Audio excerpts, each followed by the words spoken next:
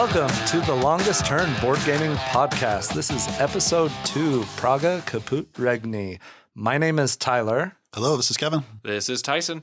Today we are going to be talking about the games that we've been playing lately. Then we're going to do our feature review, Praga Caput Regni. Following the feature review, we're going to jump into our top 5 lists. And this episode, our top 5 is top 5 games named after real locations. Then we'll close out the episode with what we are excited about and the Longest Turn Award. All right. We're going to jump right into what we've been playing lately. Kevin, do you want to start us off? Yeah, sure. I've been playing a game. The game came out in 1988, so it's an old one. It's been called many things. The current version of the game is called What the Heck? But looking at Board Game Geek, it's got, I think, about 20 different names and times it's been, printed and called by. So what the heck? I got the opportunity to play this a few weeks ago. My family went on vacation up to a place in Colorado called Estes Park. We didn't play a whole lot of games, but this is one of them that we did play. What the heck? All the players have a hand of 15 cards. They're numbered 1 to 15. Then there is a scoring pile of cards numbered -5 to 10. So the way the game works is you shuffle up the scoring pile, you flip over the top card, and then everybody has a chance to play a card face down secretly. You flip over the card, and if it's a positive number on the scoring pile, the person who played the highest numbered card gets that card. The catch is, if you play the same number as somebody else and you're the highest card, it goes down to the next person who didn't tie, and they get that card. The flip side is if there's a negative card, whoever plays the lowest number gets that negative card, but it follows the same rules. If the lowest number is tied, then it goes to the next highest number. They get that negative card. So it's kind of fun trying to figure out what people are going to play. So if the 10 comes out, that's the best card in the game. And the 15 is the highest card to play. And you're trying to, guess what other people are going to play. If everybody plays a 15, that card stays there. You flip over another card and do it again. If 2 players play a 15, 2 players play a 13, and somebody plays a 3, then the 3 gets it. And that happened a few times in my game. So it's fun to see what, try and get in people's heads, see what they're going to play. And it's really fun when you pull off getting a high point card, playing a low card, which is a lot of fun. So really simple game, not a lot of rules, but we had a fun time playing it. And that's What the Heck.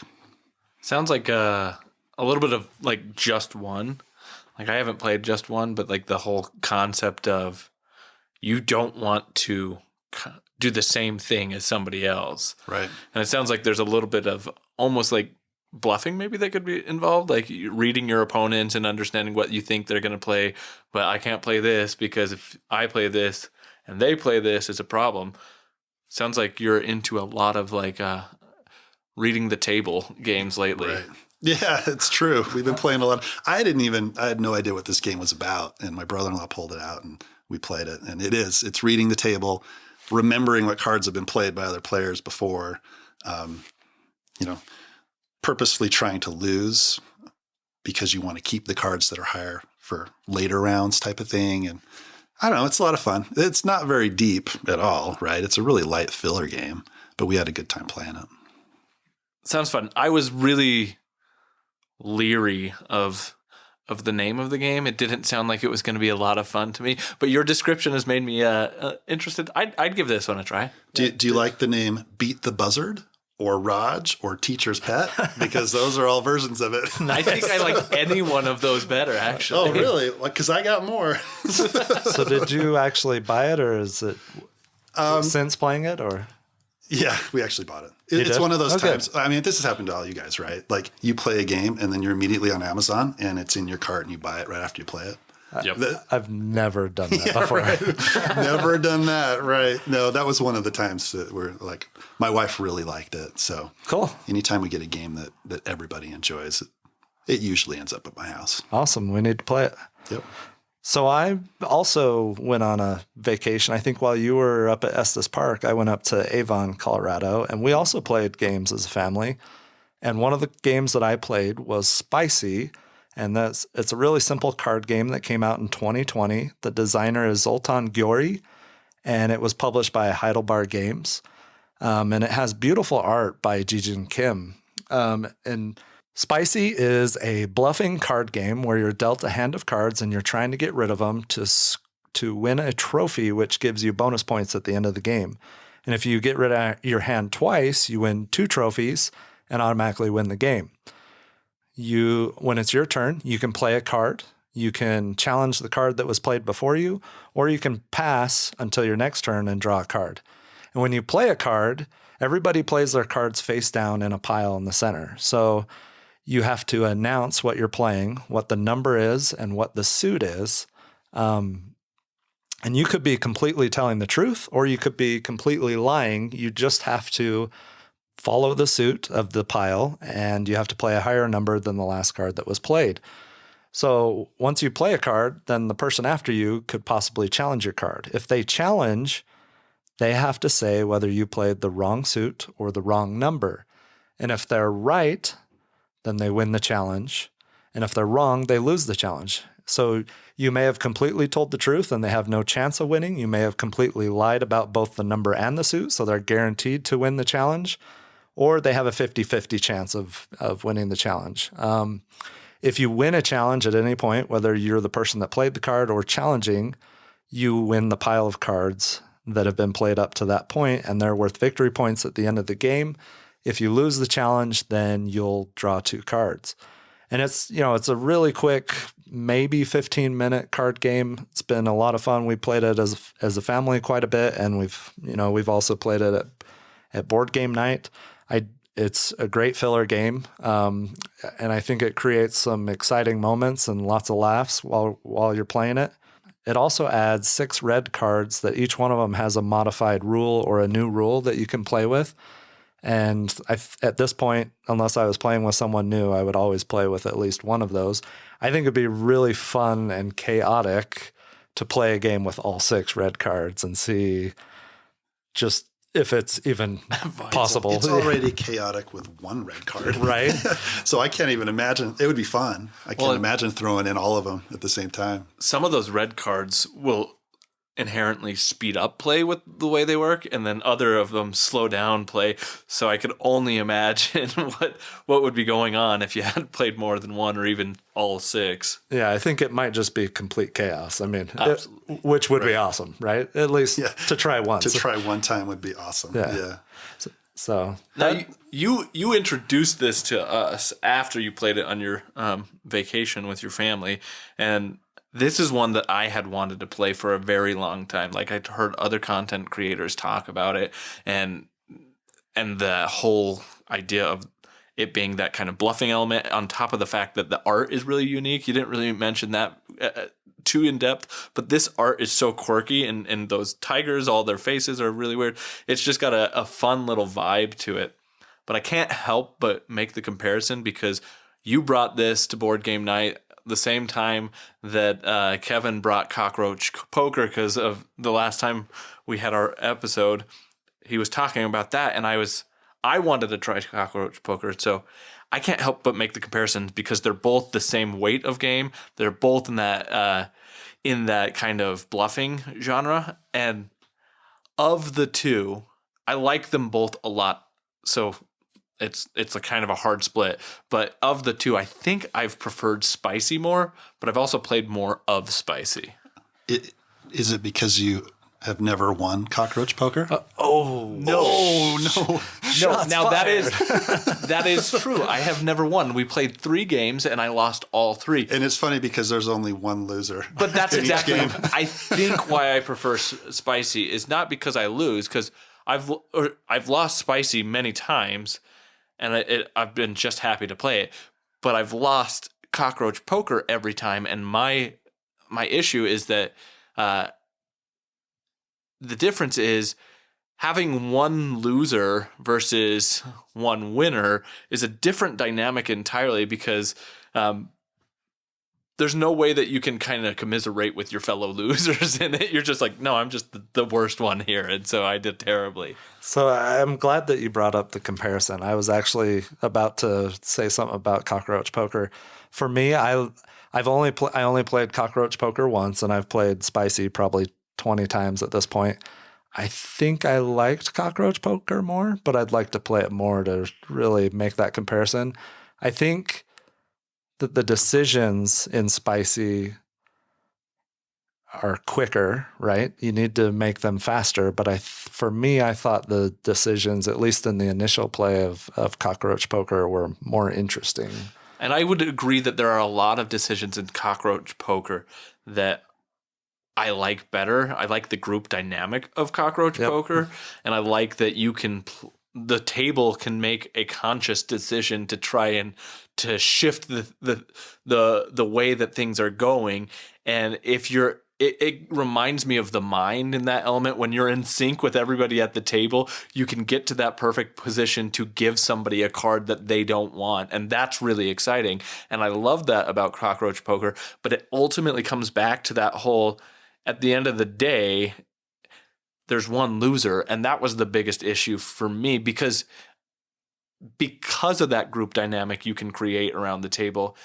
That group can elect to determine who is going to be the loser. You can kind of pick on somebody a little bit in that game, right? But you're trying to, if you see somebody has collected 3 of one type of critter, I mean, you're going to be a target for the most part, right? And you're going to try and funnel a card that's going to make them lose. So I can see how that may be a complaint about the game for sure. So did you guys call off the dogs when I had 3 of one type in my first game? I did. So I specifically remember thinking, this is Tyler's first game, and I remember losing on my first game, not fully understanding that. So I'm going to try and turn the attention away from Tyler, which was a terrible decision on my part because it then immediately backfired on me. I'm pretty sure Logan was still headhunting me and trying to get me out. Well, usually your kids want. I mean, my daughter always wants me to lose. So. Right. And it's more funny to have Tyson lose. So that's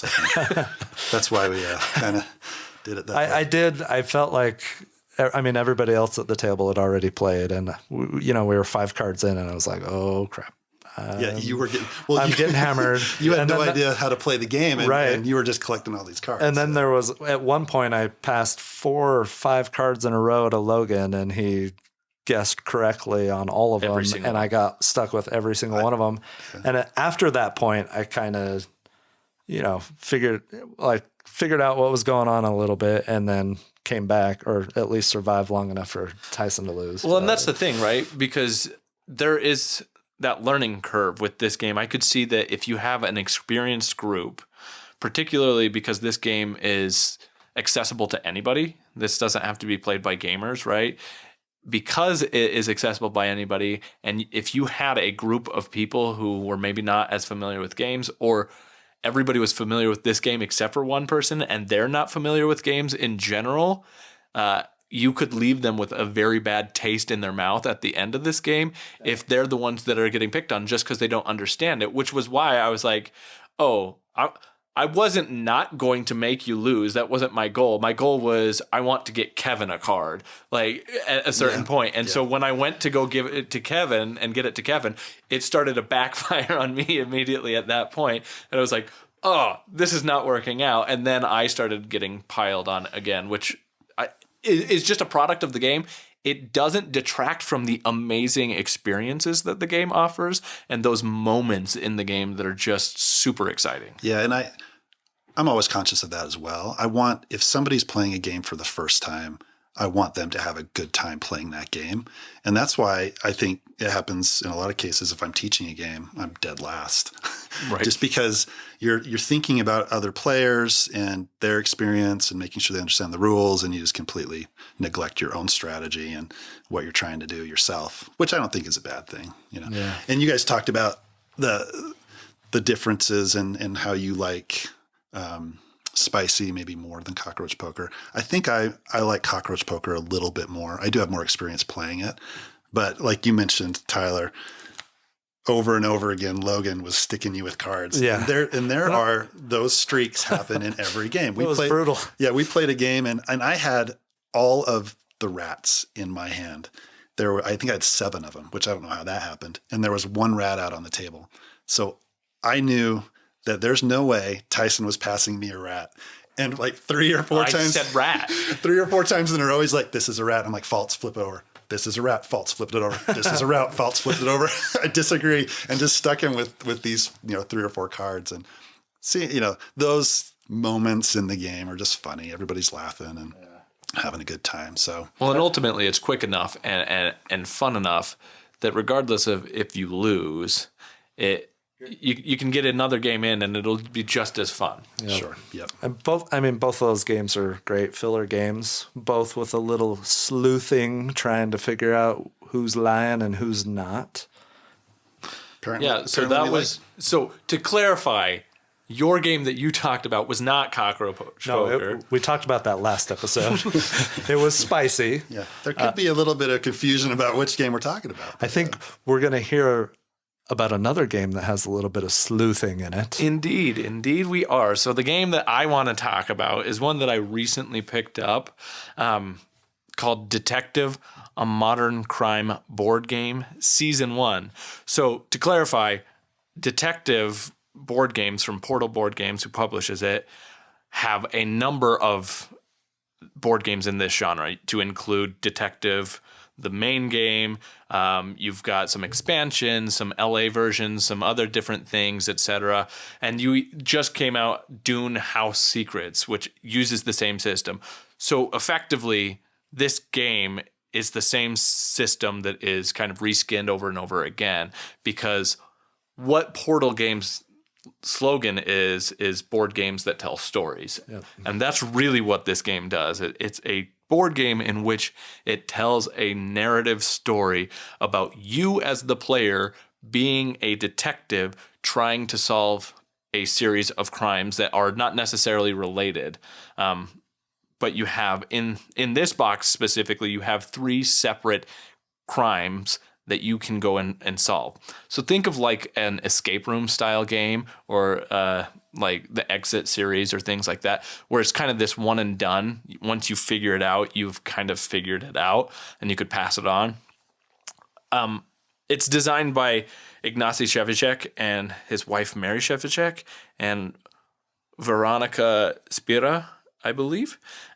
So I played this game solo, which I like to play a solo game occasionally, and I think that for me, if I were to play this game as a group, I think it would take away from the effect that I like as much. I actually really, really liked this game solo.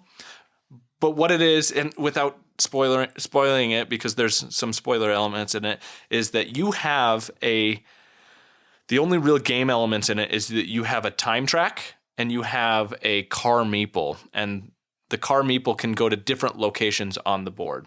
There is a deck of cards that you will go through.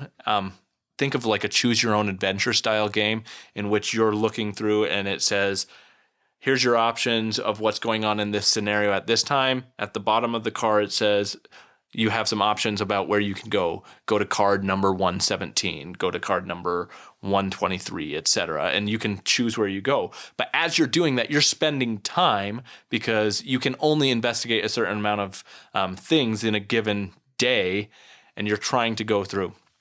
I've only played one scenario so far of this, and it was, I played it twice because I lost the first time, and I was like, oh, I can figure this out. And then I played it again, and I still lost on that second try. Even I knew what the solution was, but I couldn't get to it with the information I had given, and so I didn't want to make like a jump in logic. I wanted to definitively say this is how it happened. So I lost both times. But even though I lost, I really, really enjoyed this experience, especially at solo. But I think it'd be awesome. You know, I've got the Dune House Secrets game and the original base detective game. I would be definitely interested in swapping at some point just to try them out. And I would be willing to share them. I would be willing to try this one as a group, knowing what the experience offers, because there's not a lot of game in this, and this could easily be alpha gamered. So that's just something to be aware of. So I think the obvious comparison would be to Chronicles of Crime. Yep. Right? Have you played Chronicles of Crime? I have not. I've played that one quite a bit and absolutely love it. I think it has one of the best app integrations of any game that I've ever played, and it's a lot of fun. So this sounds similar to that. I'd be definitely interested in checking it out. Yeah, and it's about an hour to play. So this specific one, it took me about an hour to learn it and play it, and then another 30 minutes to replay the scenario I played. Do you have to use your computer for this one? This you do. You have to have some sort of device because it utilizes the Antares database, which is essentially you're some sort of analyst that is going through and reading all of the notes and the case files and things like that. Cool. Sounds fun. That was Detective, a modern crime board game, Season 1. Kevin, do you want to tell us about the next murdery style game? I do. Awesome.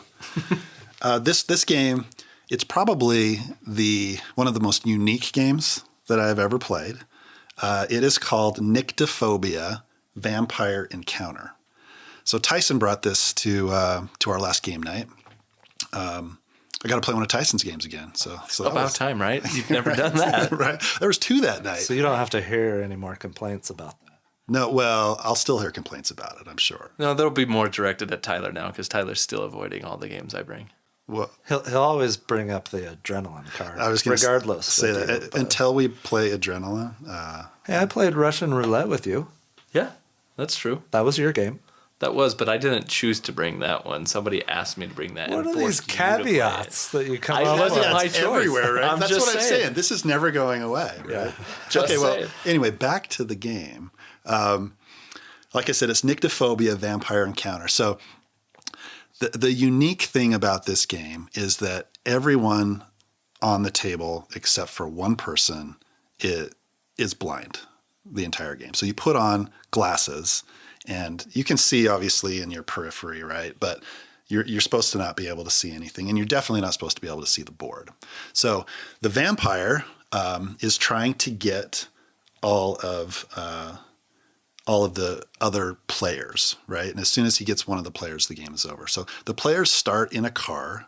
The vampire starts somewhere else on the board. I couldn't tell you where because I couldn't see anything.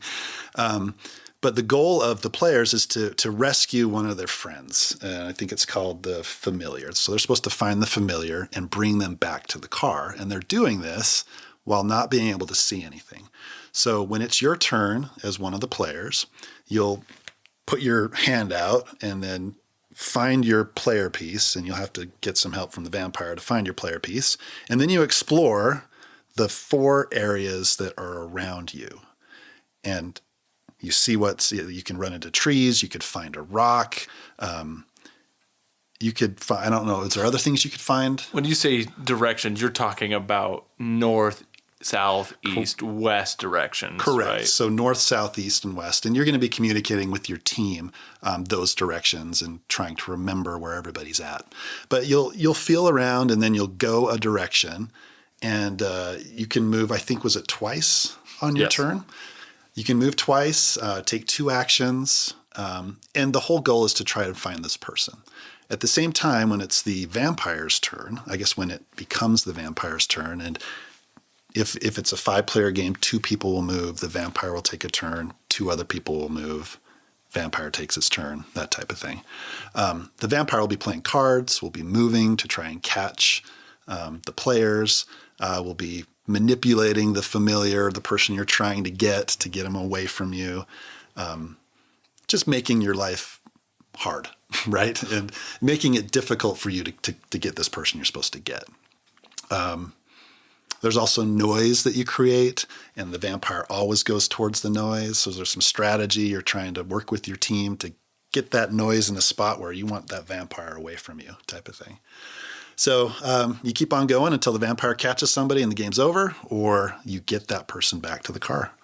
And that's pretty much the whole game. Did I miss anything on that? The only other thing Tyson? I would point out, and because you said there was some strategy, and you did very effectively utilize the strategy of creating noise, each character who is not the vampire has a unique role. So, for example, Kevin's role was he was the athlete. Was that what it was? I don't remember the exact thing, but I could jump over trees. It was like the track star or something to that Something effect. like that. And he could hop trees. That's and impressive. Right. I was pretty amazing. It was a noisy endeavor, though, as you can imagine, hopping a tree might be. So he created some noise, and he was effectively just hurtling back and forth over trees to make me go over towards him because I was playing the vampire character. Is he using the Force? Because Yeah, that's basically a Star Wars game. Yeah. You could, So it sounds like this would be a great game to play with a bunch of strangers at a con with all the touching that goes on, right? Well, you're only touching so the vampire kind of guides you to your piece, and then you're done. But there is you're putting your hands all over the board. If you know the vampire, it's okay, but. Yeah, right. If it's some random somebody's eating nachos, I mean, right. Yeah, it definitely has a guide me to personal my piece. space issue. Like that could be if you're uncomfortable with like somebody coming in your bubble. This game can do that, and even in the rule book, it tells you that as the vampire, you, with the permission of the players, you should get up in their faces. Essentially, you should scare them, pop out, and make it really kind of a jump scares type of a situation. And I will say that of any board game that I've ever played, this is as close as you can probably get to like a horror-esque type of a game experience because you can do those jump scares. And for example, our friend Ben was playing with us, and I got him a couple of times where he was really truly freaked out where I scared him. I wasn't really cheating, but you can see a little bit on the outside. So I saw you moving over, and I'm like, what's Tyson doing? And all of a sudden he's like, ah! And then Ben did get freaked out a little bit, yeah. right? I did hear a shriek over at the other table. That was Ben. Yeah. Which is a fun element to this game, but I think so. My experience as the vampire, I got to see a lot of what was going on. I could see the board, and this was my first time playing it as well, but I could see the board and I could see everything that was happening. There were moments in which I was like, oh, they are so close to being caught by me, or oh, they are so close to the familiar. And I could see all these exciting points at which they were going to do something that was going to create a fun experience in the game. The major downside afterwards that kind of Kevin and I talked about was that I was the only one privy to seeing that. Yeah. So there was no part of it that I could share that with them, because if I said, oh, you just missed me, I was right there and you didn't feel that space, and if you had, I would have caught you. I couldn't do that because then it gives away information, and then they never know how close they come or how successful they are because they can't see it. So it creates this interesting dynamic that makes it where if the and correct me if I'm wrong, Kevin, from your experience, but from my perspective, it created this situation in which if the human players do not succeed and get the familiar back to the car, then they've just lost altogether, and they can't see an experience that they've had where they've had any sort of success, because it's either win or lose. There's no in-betweens. No, that's exactly right. We had no clue how close we were to anything because you can't see anything. The excitement comes from the unknown. When you're one of the players, you just don't know really anything as you're playing. You know generally where your teammates are because you're communicating. You know if you run into something, but that tension of being close to the vampire, you just don't have that tension of almost getting the familiar. You just don't have that. So it's kind of a weird experience to play. I really liked it as an experience. I don't think I would go back to it a whole lot. I'm glad I played it, but it was just kind of strange. One thing I do really like about it is that the game was developed for somebody who is blind, and That's awesome. It's great, right? Yeah, like really I'm cool. all about inclusion in gaming and making games accessible to everybody. And the fact that a game was developed for someone who is blind and is played the way it's supposed to be played for, a blind person or visually impaired person is fantastic. I think that's awesome. I agree. So that's one thing. One thing I wish I would have done, and I think it would have just been funny, is you can throw a rock randomly in the game, and I think it'd be funny just to hit my own teammate with the rock and cause them damage. Well, what you didn't mention is that you and your teammates only have 2 health points. So if you accidentally hit your teammate, you've just basically given yourself Killed them a situation. 50%, right, of the way.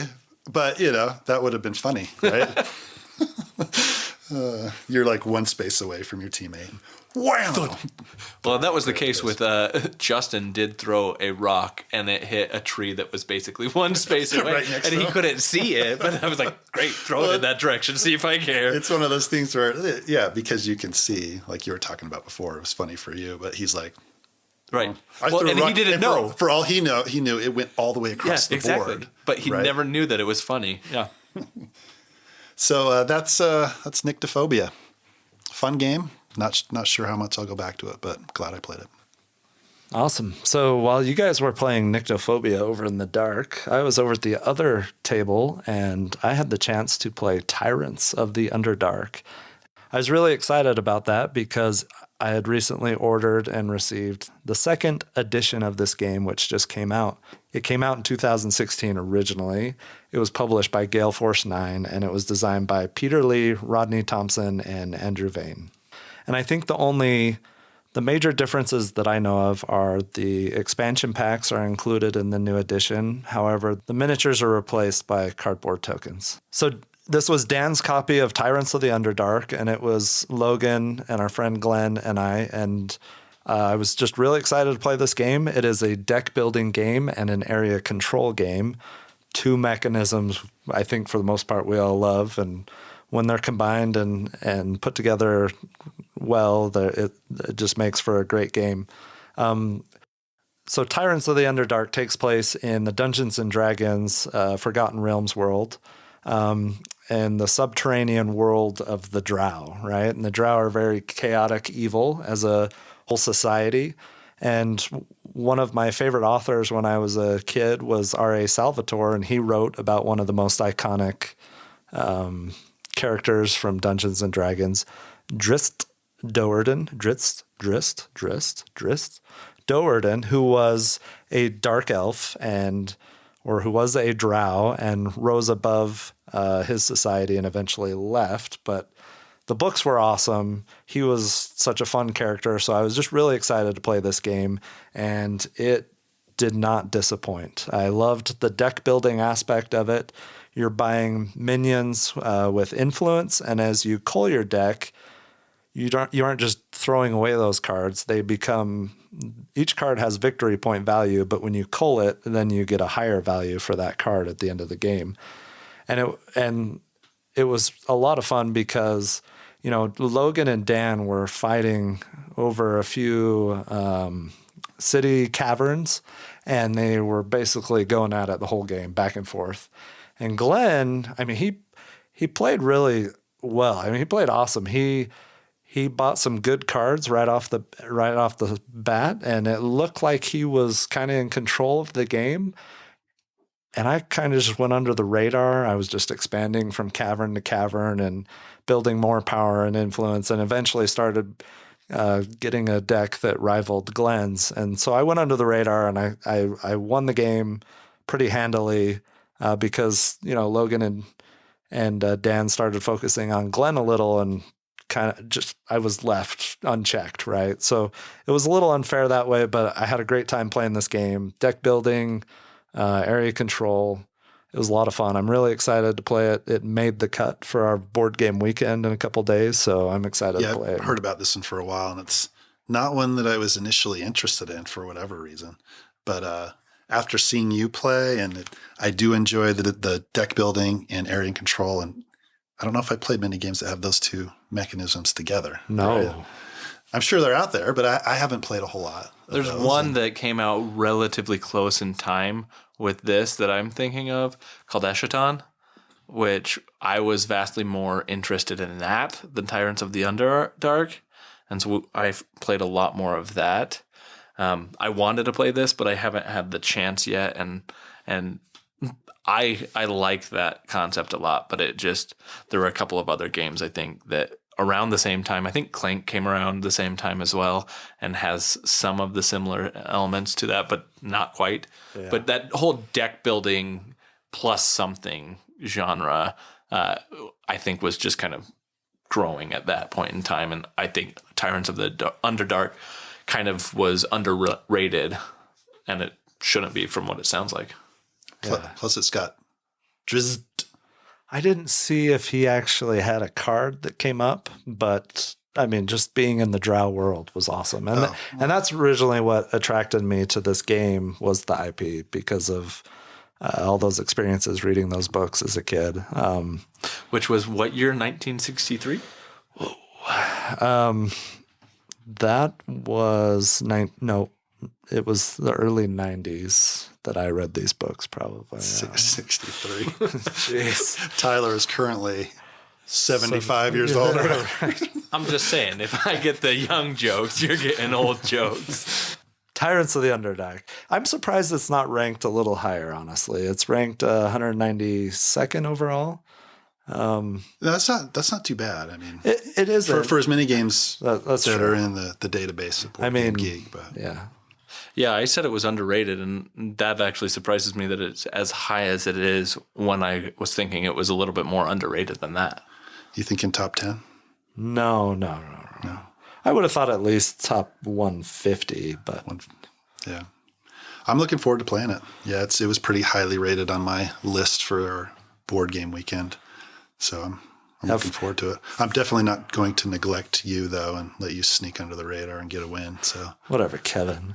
So for those of you who don't know, we've mentioned we're going on a board game weekend, and this last Thursday we had some brisket catered decision-making night where we ranked all of our games on our list that we had pre-selected via Pub Meeple, and Pub Meeple, the ranker takes the aggregate scores of the games, and then so we took, I don't know, the top 25 games we're bringing, and then we also let everybody select one more game, and then obviously we're bringing fillers and stuff, but it was a really cool tool to help us rank games and figure out what we're going to play when we go to the board game weekend, and hopefully not take more games than we need to, because the last time we took like 50 games, I mean 45 or 50 games, and we didn't even come close to playing half of them, right? So a little shout out for Pub Meeple. So speaking of tyranny, Tyrants of the Underdark, I got to play a game recently that was about tyranny. It's Oath, Chronicles of Empire and Exile. And I've wanted to play this one for a while. This is designed by Cole Worley, who also designed Root. It was also published by Leader Games, who also published Root, and they're very much kind of known for their asymmetry style games, Vast, all of the different versions of Vast, Root, etc. And I've really been enjoying Leader Games and what they've been putting out lately. So I was very interested in trying this. I did not end up backing this one on Kickstarter because it was, I think there's a bit of a commitment in this one. But our friend Ben did back this, and he invited me over, and I played with him and Greg to play this epic game. And that's exactly how I describe this game. Think of, if you're thinking book form, think of Robert Jordan, Wheel of Time epic, or Brandon Sanderson, Stormlight Archive epic style, but in a board game form.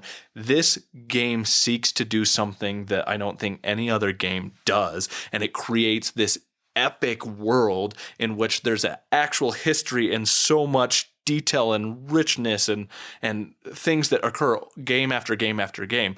The reason it's called Chronicle is because there's literally a chronicle that you write in the book that shows the history of the game changing from game to game.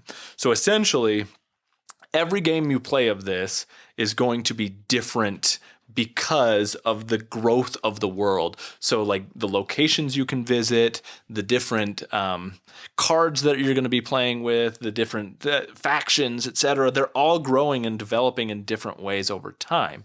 But the whole idea of the game and the objective is that you are playing as either an exile or you're playing as the Chancellor. And the Chancellor is kind of I almost feel like a Sheriff of Nottingham style player that like nobody really likes the Chancellor, but they're the one on top. And so you can either be the Robin Hood exile type player and try and overthrow them, or you can be the kind of person who is like, well, I can work with them and become one of their citizens. So in the game, there's a lot of this interplay of factions and where you're going to go.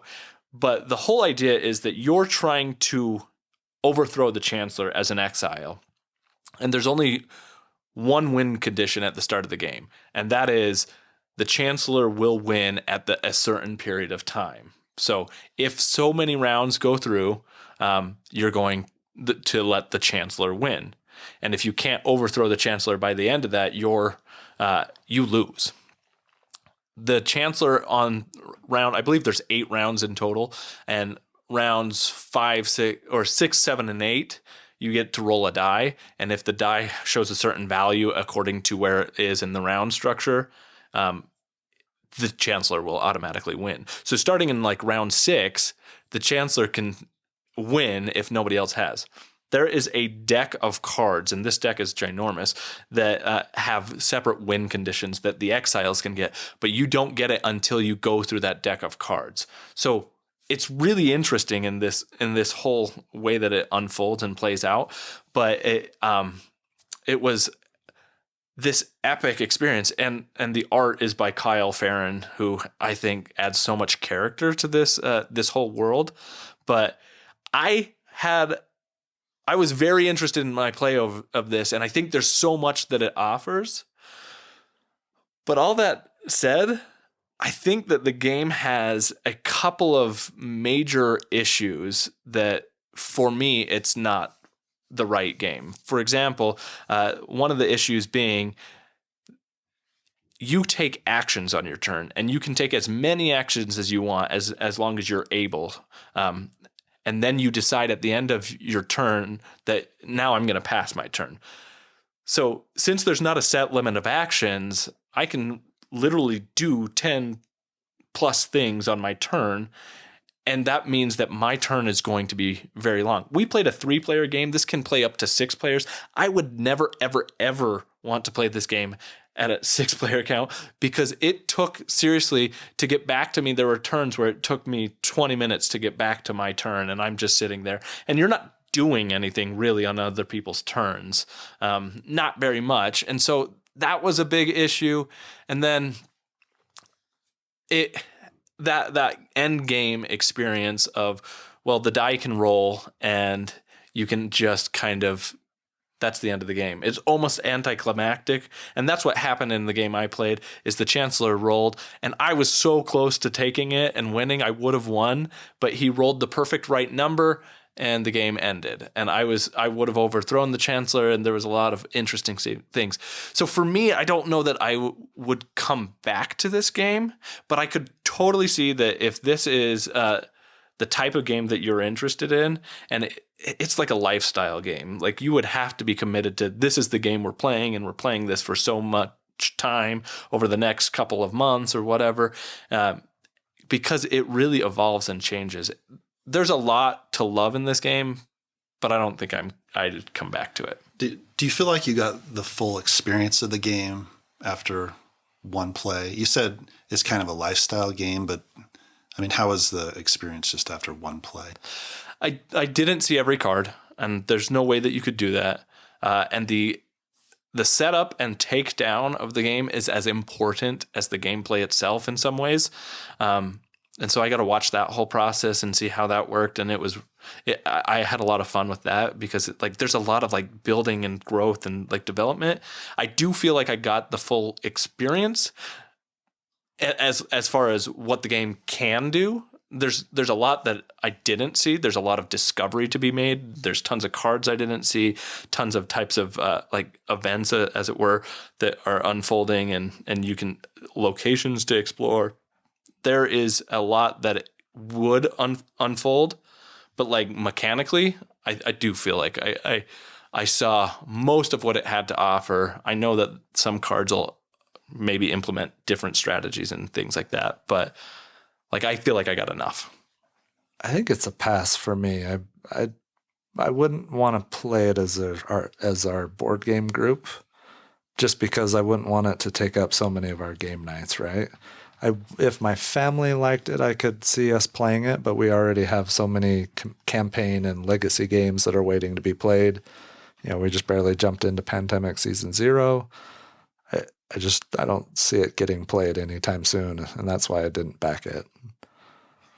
Yeah, I mean, it sounds interesting, and like you said, it sounds pretty unique for what it does. Absolutely. And the epic nature of it is intriguing. But it does sound like a pretty big commitment to get into it and maybe to get the full experience out of it. So probably a pass for me as well. I mean, we talk a lot about legacy games or games that are similar, not exactly like this, but similar, that take a lot of time. And I already have so many of those games that are sitting on the shelf unplayed. It's like, it's tough to get another one on my shelf, and it's going to be staring at me. And that is the like, weird thing. Why did you buy me if you're not playing me type of thing, That is the weird thing about this game, is that you don't necessarily have to make that commitment. Like, I jumped into the quote unquote campaign that Ben and Greg had already started. And I didn't feel like I missed anything. So the drop in, drop out element is there, right. But I don't feel like to get the full value of what the game offers, if I'm not playing it almost religiously, like I don't know that I'm going to get everything I want. And then I'm going to have to relearn it every time. And it's a huge teach. And yeah, I wish that I loved this game, because there's so much to love about this game. But there's a couple of things that are just, I'm not going to probably come back to it. I mean, just sticking with leader games, I mean, it's hard enough to get Vast and Root to the table, right? So still never played either of those. Yeah. So you're missing out. They're awesome. It's the same kind of reason I didn't buy Sleeping Gods. It just, I've got too many campaign and legacy games going. Well, we just don't play those enough in this group that we can really justify committing to something that begs for that kind of attention. So yeah, that was Oath, Chronicles of Empire and Exile from Leader Games and Cole Worley. Okay, so I just wanted to follow up really quick on Ankh, Gods of Egypt, from our last episode. It was our feature game in our last episode, and since that episode was released, I've had the opportunity to play a couple one-on-one games versus Logan. And for me, as a two-player game, it does not hold up. You miss out on the merging mechanic, which some people may like, but I did not like. And I felt like the conflicts were also less exciting, the battle conflicts and the card reveals and what happens. And some of those decisions are less exciting because, there are fewer battles and there's less people involved, and it's just not as exciting. And the third thing was, in both games that we played, it kind of seemed like whoever got out ahead early, there was no catching them. And maybe that was, just a bad experience, it's definitely a small sample size, but it just seemed like once you got ahead, there was no catching up. I do have to say, I've had a couple moments since the last time we recorded, but in some of the games I've played, and I had a moment in Ankh. It was a really long day, baby in the house, not sleeping a lot, right? Just Logan and I played a game of Ankh in about 50 minutes, and we cleaned it up and put it away, and he destroyed me. And I sat down on the couch, and I was like, I didn't even use my God's power the whole game. Like I read my God's power when I was setting up the game, and then it never even crossed my mind. And it was a total moment. But shocker that you lost. Well, yeah, not a shocker, right? But I mean, it's still fun at 2-player. I ranked it a 5 out of 5 in episode 1. As a 2-player game, I would maybe give it a 3. Like, it's just not there as a 2-player game. I'm curious, did you play with the Pharaoh expansion at 2? We did not. Because I'm wondering if that would help that experience at all. I think there's some interesting things that could happen there. My concern with the 2-player game is the size of that map. You could almost kind of occupy certain territories and they're just yours. Yeah, and in one of the scenarios, I mean, the top third of the map was blocked out, and the other map, the other scenario, it might have been as well. Which it's still a great game. And obviously, not using your god powers is detrimental to your experience. But I still like playing the game. I love the game. Just I would like to play it with at least 3 players. It's interesting. I've listened to other reviewers and a lot of people, they say they prefer it at 2 players. Oh. But I suspect that they probably don't like the merge mechanic. Yeah. And that's one of the reasons why they prefer it there, because obviously there's no merge in 2 players. You merge and you have both winners at that point? Or losers. It doesn't make sense. But I would think maybe those that enjoy it more at 2 players don't like that mechanic. But that was a smaller detractor for me, was the merging than the actual battles and having multiple people. I mean, they were just so not exciting, revealing cards and, okay, well, here's another region where only one of us has... You dominate it. Yeah, right? You dominate more, and it just wasn't as exciting. There's so much more you have to consider if a 3rd or 4th person is also playing a card in the battle, right? So just a quick review of how my 1 versus 1 games have gone with Ankh so far. All right. Now we're going to jump into our feature game review, and we are going to start off with Kevin going over the rules for Praga Caput Regni by Vladimir Suki. Kevin, take it away. In Praga, players take the role of wealthy citizens organizing various building projects in medieval Prague. By expanding their wealth and joining in the construction, they gain favor with the king. Players choose from 6 actions, which are always available but weighted with a constantly shifting array of costs and benefits.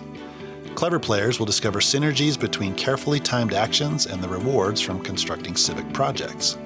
At the end of the game, the winner is the player who most impressed King Charles. Praga Caput Regni is designed by Vladimir Suki and is published by Rio Grande Games. It plays up to 4 players and takes about 90 to 120 minutes to play. To play Praga, you do the following 3 things on your turn. First, you choose 1 action tile from the action's crane. Second, you perform 1 action and possibly 1 extra action. And third, you end your turn by rotating the action crane and returning the action tile. To choose an action tile, you select which action tile you want to take and take the tile from the crane. Depending on which tile you take, there could be a cost in coins, or you could get a bonus in victory points. Each action tile selected has 2 different action options. Either of the actions can be selected, but you are only allowed to do one of them. There is also a bonus associated with the action you take. The bonus could be additional resources, eggs, victory points, or the ability to purchase special tiles. Managing mines and managing quarries are 2 of the actions that you can take. These actions will allow you to get stone or gold, and could allow you to increase your production on the mines or quarries tracks. Taking the production option could also get you other bonuses on your player board that have been uncovered earlier in the game. Seals, production tokens, and wealth bonuses can also be obtained during the Manage Mines or Manage Quarries actions. These will give you endgame bonuses and other items that will help you during the game. The next action is Upgrade. The upgrade action will allow you to make one of the standard actions better. When taking this action, you select one of the 4 available tiles on the board and put it on top of the applicable action on your action board. From now on, when you take that action, you use the upgraded action and you get the bonus printed in the middle of the tile. The next action is Construct a Wall. When you perform this action, you select one of the available wall tiles from the wall row. You must immediately pay its cost and then place it in an adjacent space next to your action board. You get all bonuses indicated on the tile. Bonuses could include moving sideways along the hunger wall, corner bonus tiles for the cathedral, or adjacency bonuses. I won't go through what all of the bonuses are, you just know that they are all good and you're going to want to try and get as many bonuses as possible. The next action is construct a building. When performing this action, you choose a hex tile from the building row. After paying the tile's cost, you get any bonuses similar to the wall tile, and you place the tile on any legal building site. You may be able to claim the tile, or you will get immediate victory points depending on the tile placed. The last action is construct the King's Road. Advancing along the King's Road will take you to 5 different sections. Each section will allow you to resolve 1 or 2 effects, one of which will require you to spend an egg. Getting to the end of the King's Road will allow you to select tiles that will give you bonuses and endgame scoring opportunities. In addition to the 6 actions, there are a number of other things to keep track of in Praga. You will be moving along or climbing the Hunger Wall and St. Vitus Cathedral. You will be moving along the Technology and Charles University tracks. You'll also be trading in windows to take additional turns. Once everyone has taken 16 turns, the game is over. Endgame scoring points are added to points earned during the game, and the person who has the most points wins. There's a lot going on in Praga. I haven't explained everything about the game, but this should give you a high-level idea of how it works. Let's get back to the table and see what we thought of Praga Caput Regni. Thank you, Kevin, for the rules explanation of Praga Caput Regni. To kick it off, let's talk a little bit about the production of this game. I want to start because I've got some thoughts on it. I really like the production overall in this game. I love the art on this board. I think it's beautiful. The color palette that's chosen, I think, is really great. I think it's very pretty. The one complaint there, though, is it's very busy. Like, there's a lot going on, so it's kind of hard to see.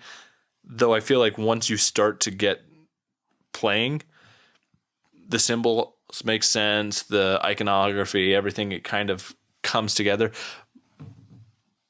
So I like it, but I do think that there's a little bit of a barrier to entry there. When you're kind of looking at the board for the first time, there's a lot to take in. The other thing about the production that I would say maybe be a complaint is that there's in the game there's some 3D pieces. So like you've got the King's Road that leads to the bridge that has a 3D piece, and then you have what are those tracks called? You've got the cathedral track and the castle track. Yes, it's the Hunger Wall, and then it's the cathedral. Yeah, so those are 3D pieces. And I just found when I was sitting, it was hard to see sometimes where they're placed to be able to see that stuff. So I didn't love that. I would go so far as saying that the Hunger Wall and the cathedral are just not even usable in the game. So if you're sitting to the side at all, you can't see what you're moving on to when you're advancing up the wall. You can't see the bonuses that you may be getting. It's a cool concept, and I appreciate that they put it in there. But in practice, I'm never going to actually play with it. And that's from the first game that we played. We quickly found out that this is just not usable. Yeah, right? yeah, we used them in the first game, and then after that, I was like, nope, we're never playing with these again. Yeah, right? Exactly. Now, the bridge, on the other hand, is cool. Yeah, and ish. I agree with the ish, because if you don't glue it together, I was putting my game together the other day, putting it away the other day, and I picked up the bridge as carefully as I could, and it just fell apart into all the individual pieces, and I have an issue gluing pieces in a game together to start with, so I just don't like doing it for whatever reason.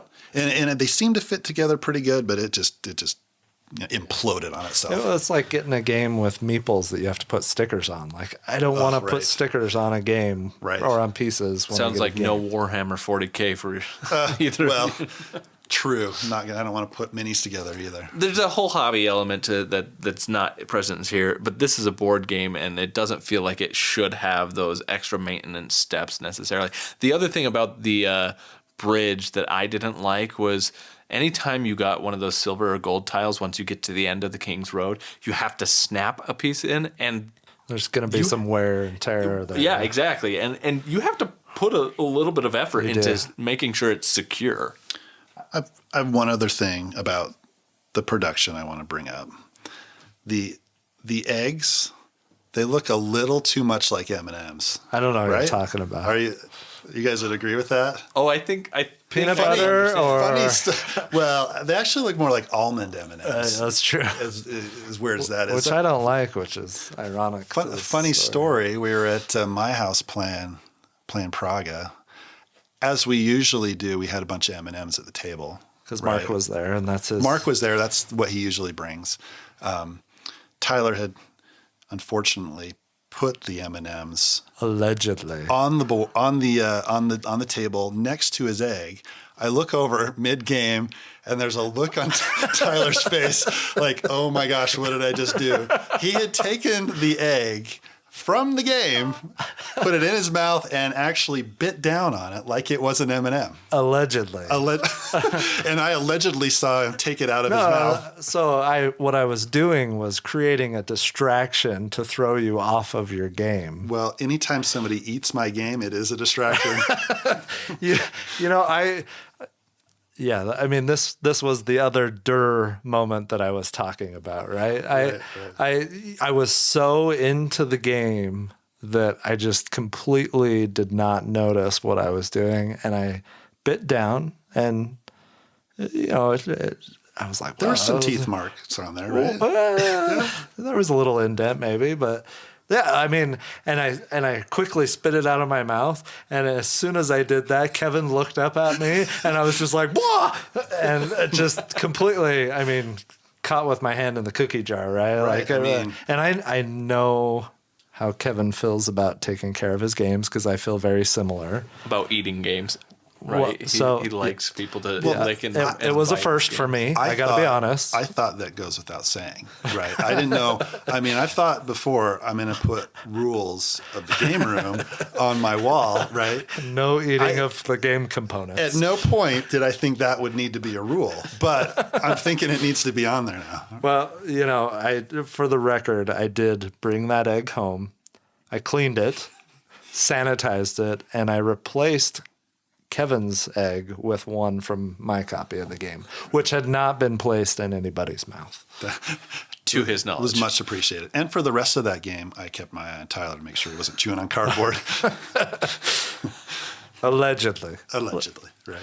Let's move past the production of this game, and let's talk a little bit about what we like and enjoy about this game. Kevin, do you have something that you would like to kick us off and start out for this? Yeah. Overall, I like the game, and I think the thing I like the most is the action selection mechanic and that action crane. It makes for interesting decisions. All of the actions are always available, which I think is a good thing. You're never shut out of something, but it could be more expensive to take an action that you really want. And that makes for interesting decisions, right? Do I spend 2 coins, and the money is fairly tight in this game. Do I spend 2 coins to get that King's Road action because I have an egg and I want to get that bonus? Or do I take another action to build a building that may give me additional victory points because nobody's selected that and it's made its way around the wheel? I think that's interesting. It makes for interesting decisions. It's something I haven't necessarily seen in a game. And the fact that you get the choice between 2 different actions. It's cool. I think it's fun. We haven't talked about the variability, but you can flip over those action selection tokens to the other side and get a little bit of a different feel on that action crane. So that's one of my favorite parts of the game. I think is that. It's easily my favorite part of the game. And I love that the actions are always available to you. As an action is not selected turn after turn after turn, it starts to become more valuable and worth victory points as it passes on, which is great when it's an action that you eventually want to take. But there are times where it's like, okay, if I pass on taking this action, it's going to go to Tyson or to Kevin, and it'll be worth 5 victory points. But I really don't want to take either one of these actions. But you almost feel like you have to take them. And it's very rare that any action makes it all the way around through bonus victory points and then gets added, later on into the green section of the board, right? So it's very rare that it happens. So at least, you want to take those victory points, but there are times where you absolutely don't want to take them because of the action choices that are available, but you don't want Tyson to get those victory points, right? You never want Tyson to get more victory points. No. Right, because I'm such a threat. I get it. Hey, you won the first game we played. I did. I did pretty well at that first game. All the other games after that was pretty much downhill. I think I won one other game in that, which I think we can all agree then that action selection wheel is got to be one of it is the best thing I think about the game because it adds so much depth. There's so many choices, like Kevin said, and there's so much decision to make on both. Does this benefit me or does it benefit somebody more if I leave it? Like, right. I love that decision. But on top of that, I think Vladimir Suhi always has these really cool mechanics in all the games he designs. He has like one thing that I think just stands out in each of his designs, and that action selection wheel for this game I think stands out for me. And I just, even though there may not be a substantive reason or actual effect on the game, I think one of the coolest things about the action selection wheel is that it has that cube. So it's a dual layered thing. And you put like a brad in the center of it when you open the box and set up your board. And there is a hole in the gear wheel, and then there's a hole in the board as well, so that as it rotates around, there's a cube that will drop in place to tell you when the round ends. Now, rounds don't really make that big of a deal in this game, but it's just kind of helping you track the progress of where you are and make some changes in setup and things like that halfway through the game. But I think it's so amazing, and there's so much like design decision that went into that wheel to show how it works. And it's advancing in the background without players knowing that first player. Whether or not that actually does anything is up for debate, but the fact that I never have to keep track of that or never have to think about where it is or how many turns I have left, it's automatically doing it for me. I think that was just like beautifully designed, possibly one of my favorite design elements in almost any game because of how clever that is. That is cool. The only thing I would say about that is sometimes it's a little hard to determine which turn that cube starts falling down, right? Yep. I think it's an awesome thing that it does, but I'm like, wait a minute, is it this turn? Is it starting to fall? Or, oh, nope, I need to turn a little bit more, and now it's down there good. Yeah, it's on the next turn. Yeah, I don't think the holes don't necessarily align perfectly. And that's a production thing. Yeah. It's not, how it was designed. I think the design is awesome. But the timing of the wheel, and I love that even, on the board, it shows the chart for the last round, and it tells you exactly how many turns that every player has left based on the number of players and the turn order, right? Which is really cool because a lot of times the first player has one less turn in that last round, and it's cool that you know exactly how many turns you have left. No, I think that's awesome.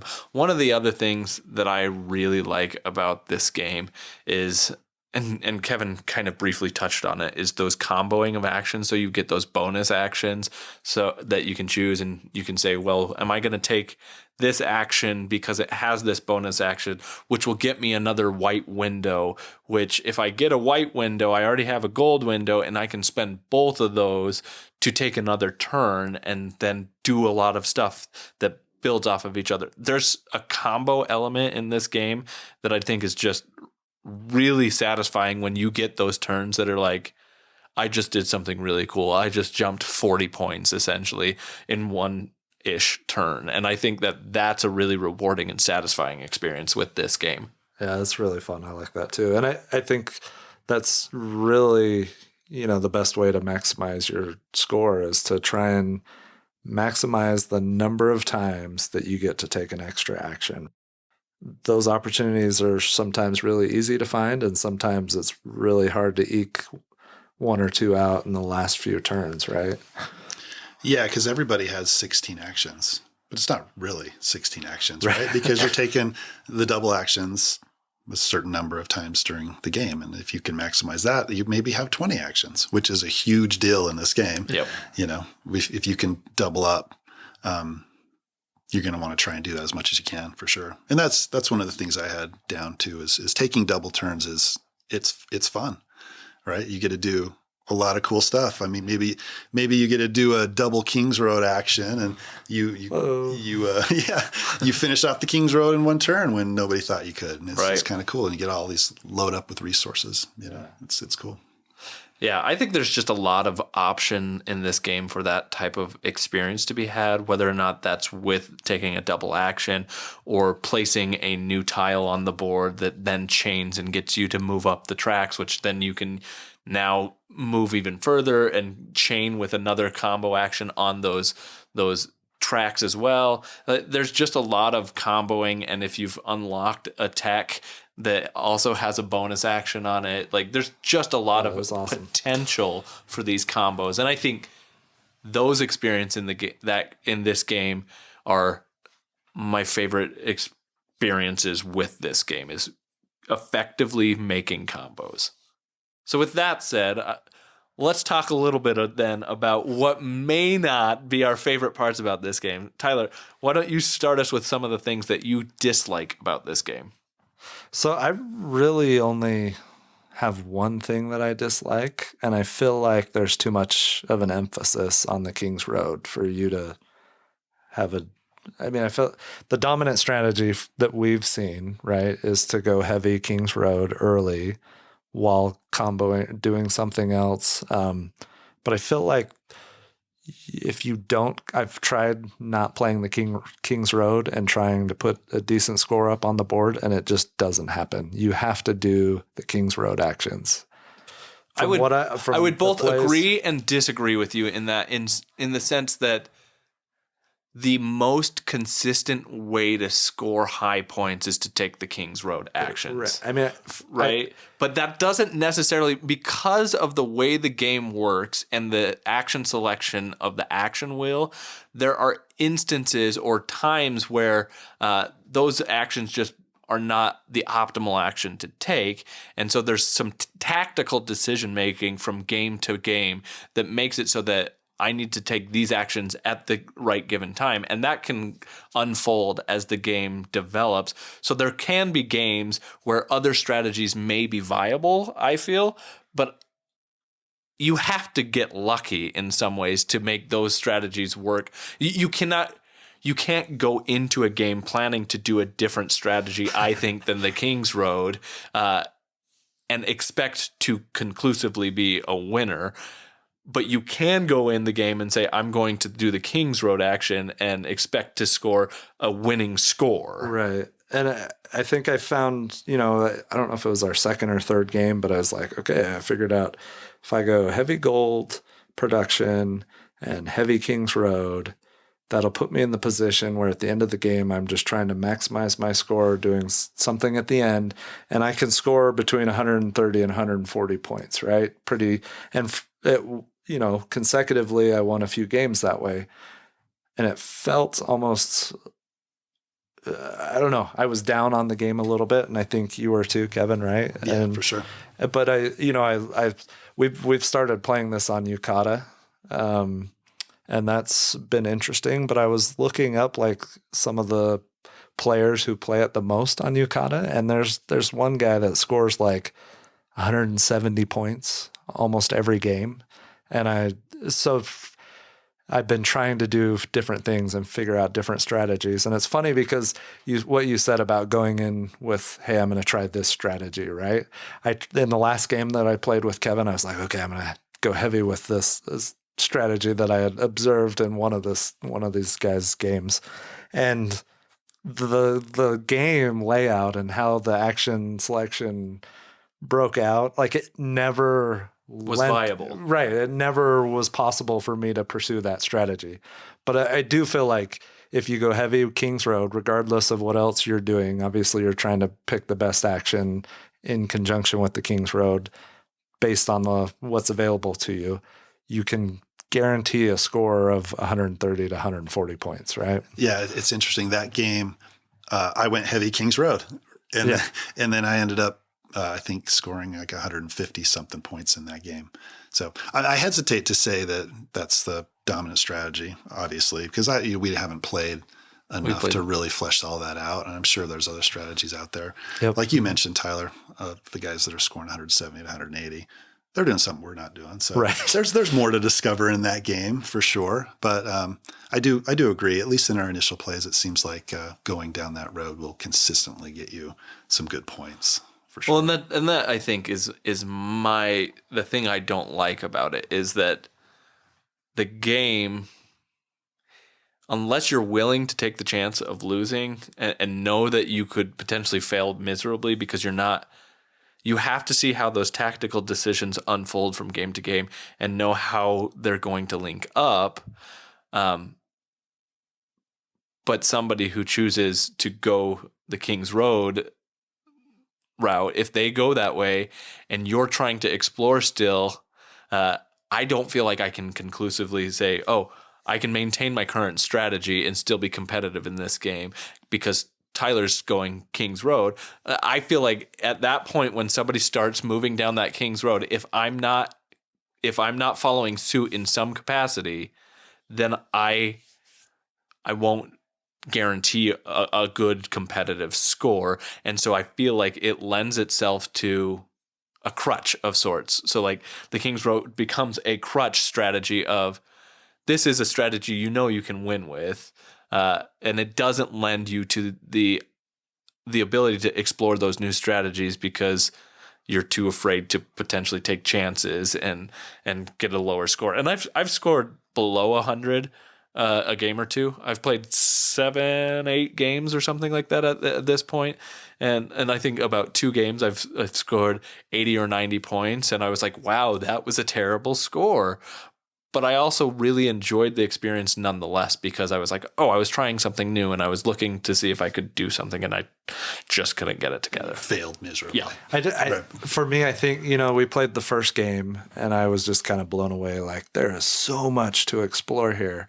And then it kind of set in that, okay, the King's Road strategy, right? I still think there's more to explore there, but I'm still a little down on the game from where I was after our initial first play. I do love that it is on Yucata and we can play for free because I feel like that'll give us an opportunity over time to passively, explore this game more and play it more and try and shoot for those 170s and 180s. And, hey, this game, I'm not going to focus so much on King's Road and see if, there's a way for me to score 170 without doing the King's Road or whatever, I don't think it'll make it to the table that much in our group at game night. And so I'm happy that it's on Yucata and that we can play it there. Which I'm a little sad about because again, going back to the production, I really love the production of this game, and you don't get the same out of Yucata as you do when it's on the table. Well, and Tyler really likes the taste of the game, so I'm sure he's upset. He's upset about that as well. Yeah. Allegedly. There's one thing that I'm not really big on in the game, and that's the hunger wall and the cathedral and climbing those tracks. I just don't find that very interesting, right? Like if you focus on that, sure, it gives you bonuses, but it tells you exactly where to go, right, to get those bonuses. So if you're going to go heavy on those tracks, there's really not a whole lot of decision making to make. Occasionally there's a step you can go up that's like, oh, I either get victory points or I hold off and I go to this arrow and it bumps me up a spot. Yeah. Right? Like it kind of sets the framework for, hey, you should do this, right? Those decisions aren't very interesting to me. Like as I was thinking about it, it it would kind of be cool if maybe you put more resources on the left and stuff on the right, where it gives you more incentive to go straight up, either the wall or go up the cathedral. Is this a house rule? No, we're not house ruling anything, but I just think he could have, I'm sure there's reasons why it was designed that way, but I think that whole experience could be a little more interesting. It's just kind of bland for me. I can see what you're saying there, and I hadn't looked at it that way because I never saw the cathedral and the hunger wall were where the decisions were made, but rather where you're making your own walls, like when you're purchasing a wall piece or a town piece. Those are the decisions I'm making. The bonus to me is the cathedral and the hunger wall of how that works, and I really like that wall because you want to move. You're buying that wall because you want to move on the hunger wall. But the decision is sure you're making the decision to buy the wall, but my strategy is moving on the hunger wall, and there's not a whole lot. But there are some decisions there that I've made where I was like, oh, I can either move on the hunger wall or get this other wall tile that doesn't allow me to move on the hunger wall. Sure. But then that's not your strategy. And it because it does something that changes a different bonus that has another thing. But that's the tactical nature of the game, right? Like right. you see what comes out and you change your strategy based on something that comes. I'm just saying that whole piece of the game, it's just kind of boring to me. And I can appreciate that. I just, for me, that was the first way I won, was using that strategy. And so I've got a place in my heart of like, oh, I think that's a fun strategy. Tender place in your heart. Yeah. No, that's cool. No, that first game you did awesome. You loaded up on those bonus tokens, got all the way to the upper left corner. Right. And scored a lot of points that way. Yeah, for So sure. you mentioned you want to play it in person on the table because of the production, right? I love playing on Yukata because regardless of where I'm sitting at my computer, I can see the action selection wheel and I can see all of the tiles that are available. Whereas it's a big board, right? I like games that have big boards like that. But when you're sitting on the corner or on the side, sometimes it's hard to see some of the icons and what tiles are available to you when you're sitting across from it. Oh, and I think I even mentioned that to Kevin at one point. I said, it's because Kevin sat in the position that I was sitting at in the first game that we won, and then the next time I sat in a different position, and I was like, whoa, my vantage point of this board is less ideal, and so I actually felt like my decision making was less optimal because I couldn't see. Busy, it's massive and busy. See. And let's bring up the fact that there are giants on the board. Yes. Like, where did these giants come from? Like, you look at all the art, right? And some people are massive and some people are small. It doesn't really matter. It's just kind of funny. The first time I noticed it, I'm like, well, that's kind of weird. You know? I would have liked to have seen those tiles had a spot in the middle of the board. I think. Yeah. Of most things that were hard to see, those tiles become a big issue, as well as the whole where you place the tiles, like in the market area, right? Like, because there's some stuff that you get bonuses by putting certain tiles in the market. And if you can't see, it's also hard to see if you're sitting on the opposite end of the board. I remember there was one instance in which I was like, hey, is there a spot over there? And I don't know if anybody didn't hear me or whatever. And I was like, that's fine. I'll just put one over here.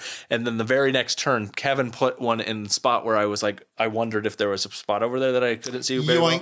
And I was like, there was a spot there, and it was more optimal than the one I did. So and everything's the same color. Right? Yeah, it just blends in. It's busy, right? And it's really busy. I mean, it probably could have been done a little bit better. I think it's hard. It is hard to see. It's overwhelming your first couple of plays. After that, I think you get used to it. But I do like on Yukata how it gives you a green flag where you can place your stuff. Yeah, I'm like, why can't that be in the board game? Just a green flag pops up. So, guess what? Two cannibals did for dinner in Prague. I don't know. What did they do? I don't know that I want to know. I agree with Tyson. They split the check. No. No. Try again later. Right. Do you have another one? I don't. Oh, that's it? That's it. That's all tonight. you brought? Yeah. I can't imagine there's a lot of Prague. Well, with that, let's go to something that we can actually maybe have some real substance to, and that is our final takes. Ouch. What about, why don't we go ahead and start by giving Kevin the option to rank this game. So we'll rank this game from 1 to 5, 1 being the worst, 5 being the best. And if you truly hate this game, you can go off the scale and give it a 0. I have a love-hate relationship with Praga, I think. More on probably, I wouldn't go so far as saying hate. There's been games I've been extremely frustrated playing for whatever reason, and we haven't talked specifically about this one, which I think is probably coming. But I think overall I like it. There's some things that I don't like. I mentioned, the wall. I think that's the wall in the cathedral. I don't think that really has interesting decisions. And a lot of things you do in the game, it's all interconnected and everything meshes together. And it's basically just one big, mashup of a game that you do one thing and it affects multiple other things. A lot of what I do in the game, it just doesn't excite me. And it's just kind of boring. Hey. Yeah. Kind of like talking about kind of like you felt about Lost Arnak, Ruins, yeah. Right? It doesn't get me all juiced up, I guess. With that said, I think it's a good game. I think it's well designed. Vladimir Suchy is one of my favorite designers. Like you mentioned, Tyson, there's always something in his games that's just mind blowing. Like Pulsar, the dice drafting mechanic. We all were in my basement playing that for the first time, and it was like, whoa, this is mind blown. This is one of the coolest things I've seen in a game. Underwater cities where you're matching the card color with the action, and you can do both things. That's just really cool and unique. This one, the crane, is awesome, which I love. So there's things I like about it. There's things I don't like about it. As far as a final rating, I think it is a solid 3 for me. I would play it if somebody suggested it. I'm not sure it's staying in my collection, and I'm glad it's on Yucata so that I can play it whenever I want digitally. Yeah, I'll go next. I feel similar in a lot of ways to what Kevin said. I think there's a lot to be admired about this design in its entirety. I think the game has a lot to offer, but where I think I'll differ with Kevin is that I find some of the decisions really rewarding. So I love the combos. Like, to me, the combos make this game have the experiences that I just really like. So even when I lose, I'm really enjoying figuring out how can I make something work for me and do it in a way that gains me a lot of points and moves that needle far enough. There was one game I remember where I was really far behind, and I made a move that in one turn gave me about 40 points, and it was chaining combos and actions and things like that. And it was really satisfying to see, okay, now I'm back in this game. Even though I wasn't doing so well up to that point, I was back in the game. And I really like that about the game. I do think there are some warts. I think that there is a dominant strategy, or at least maybe dominant may not be the right word, but at least there's a strategy in which it's the safe strategy. It's the comfortable strategy. And I like a road less traveled sometimes, and you don't always feel like you can take that road in this game sometimes. So for me, I think overall, I think this is an above average game, and I would say that a 3 is an average game. To me, I think this is a little bit better than a 3, so I'm going to put this at a 4. I'm going to have to agree with Tyson. It's a 4 for me. And I love the same things about it that you guys loved. I love the action selection. I love the comboing that you mentioned, Tyson.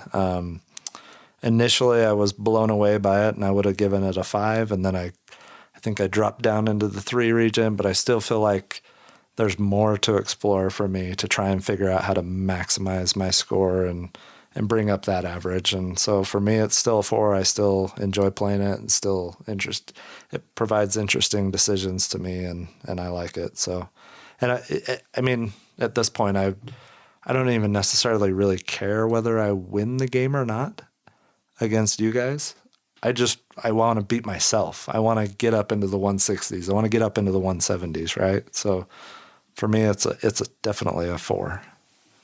And it's your favorite game. to eat. Wow. Well, that's Praga Caput Regni. That's our thoughts on this game. Now we'll switch over to our top 5 list. Number 5. All right, so I'm going to start us off with this number 5.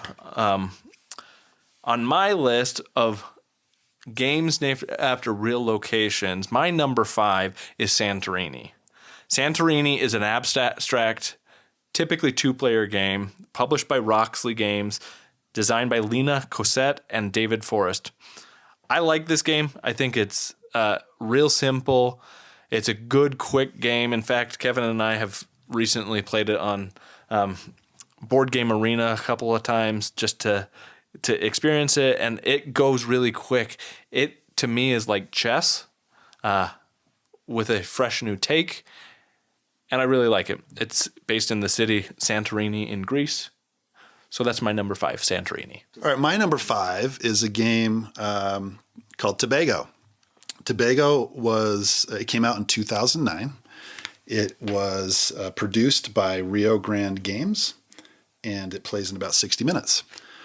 Tobago is based on the island of Tobago, of Trinidad and Tobago. It is a game where you are looking for treasure on the island. So there's 4 treasure maps. You're playing clues on those treasure maps to try and narrow down where that treasure is. It has some similarities to a game that Tyson talked about in the last episode, Cryptid, although it's not quite as involved as that one. It has some similar design decisions. What I like about the game is as you play clue tiles, like I said, it narrows down where that treasure is. It could be, for example, in the largest lake, and then you play another one that says it's next to a statue, and it will gradually narrow down, and that whole process is really cool. There's also some other things about how you get the treasure that I really like. It's a fun game, plays pretty quick. It's an old one, just recently got an expansion, which I'm curious to pick that one up, called The Volcano. But that's my number 5, Tobago. My number 5 is Praga Caput Regni.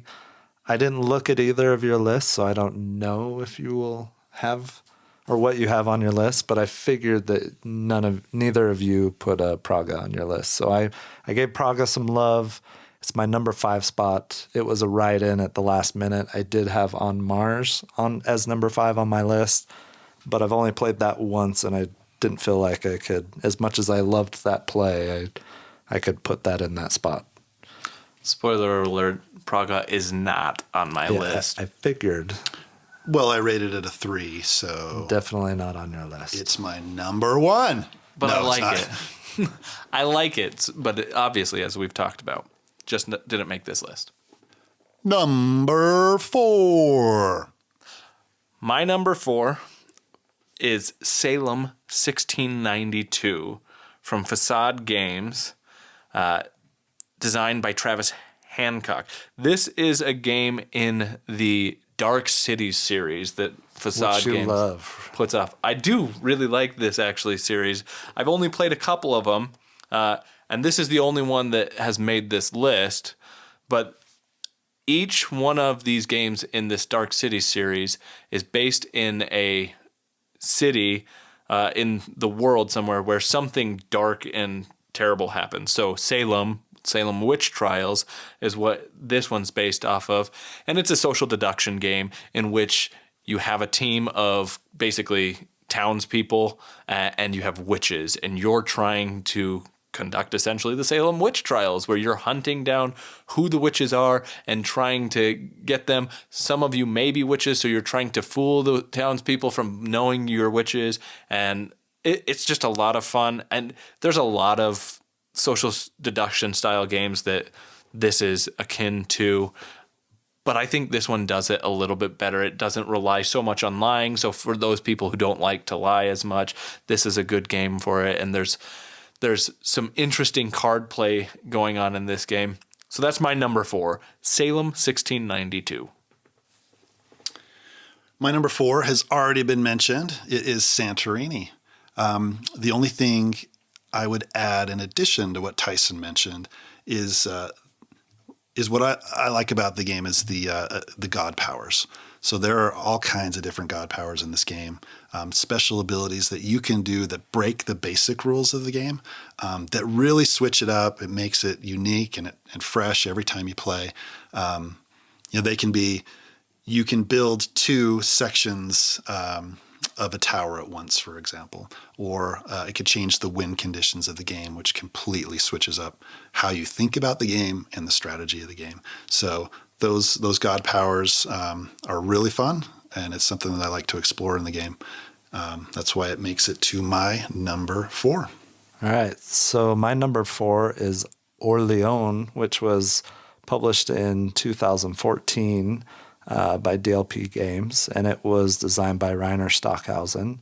And Orleon is it's a bag builder game where you're recruiting followers like farmers, boatmen, knights, craftsmen, monks, traders, etc., into your bag, and then when on each round you pull out those tokens, a certain number of tokens from your bag, and those are the tokens that you have available to you to select different actions. There's a little bit of area control, a little worker placement.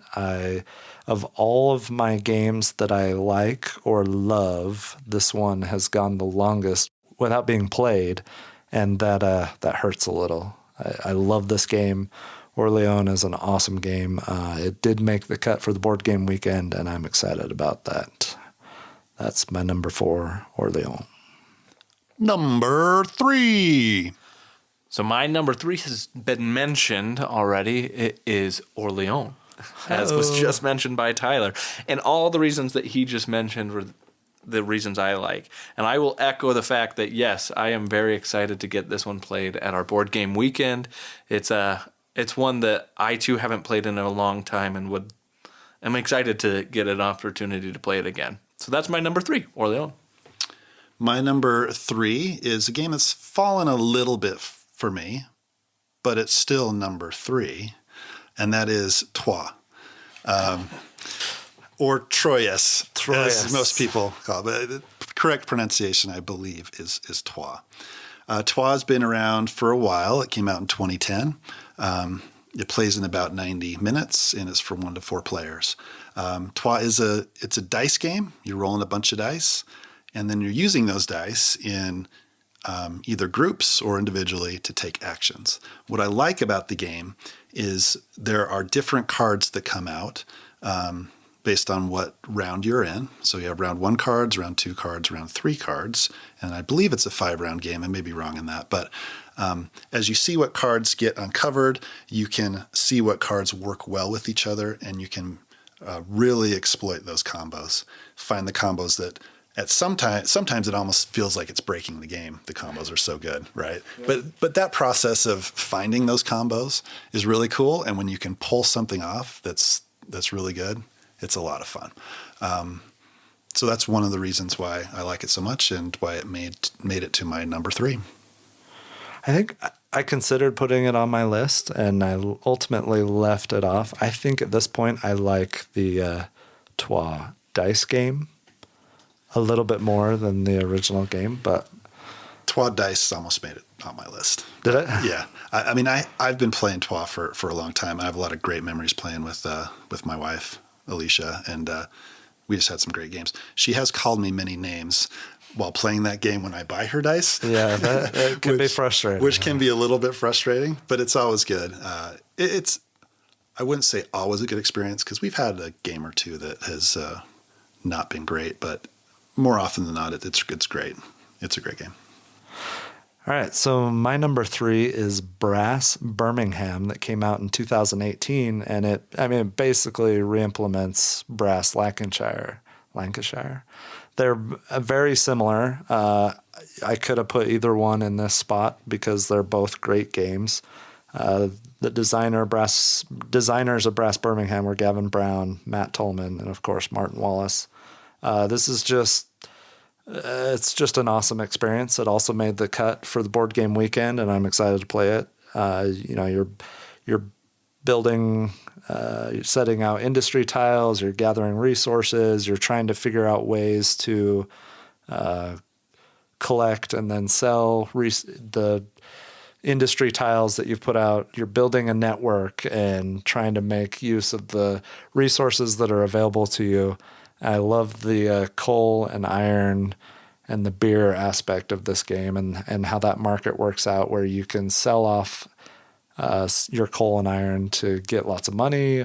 I love the turn order selection. It's based off of who spends the least amount of money each round goes first in the next round. And just lots of cool little things about this game. It's a fantastic game. That's my number 3. Brass, Birmingham.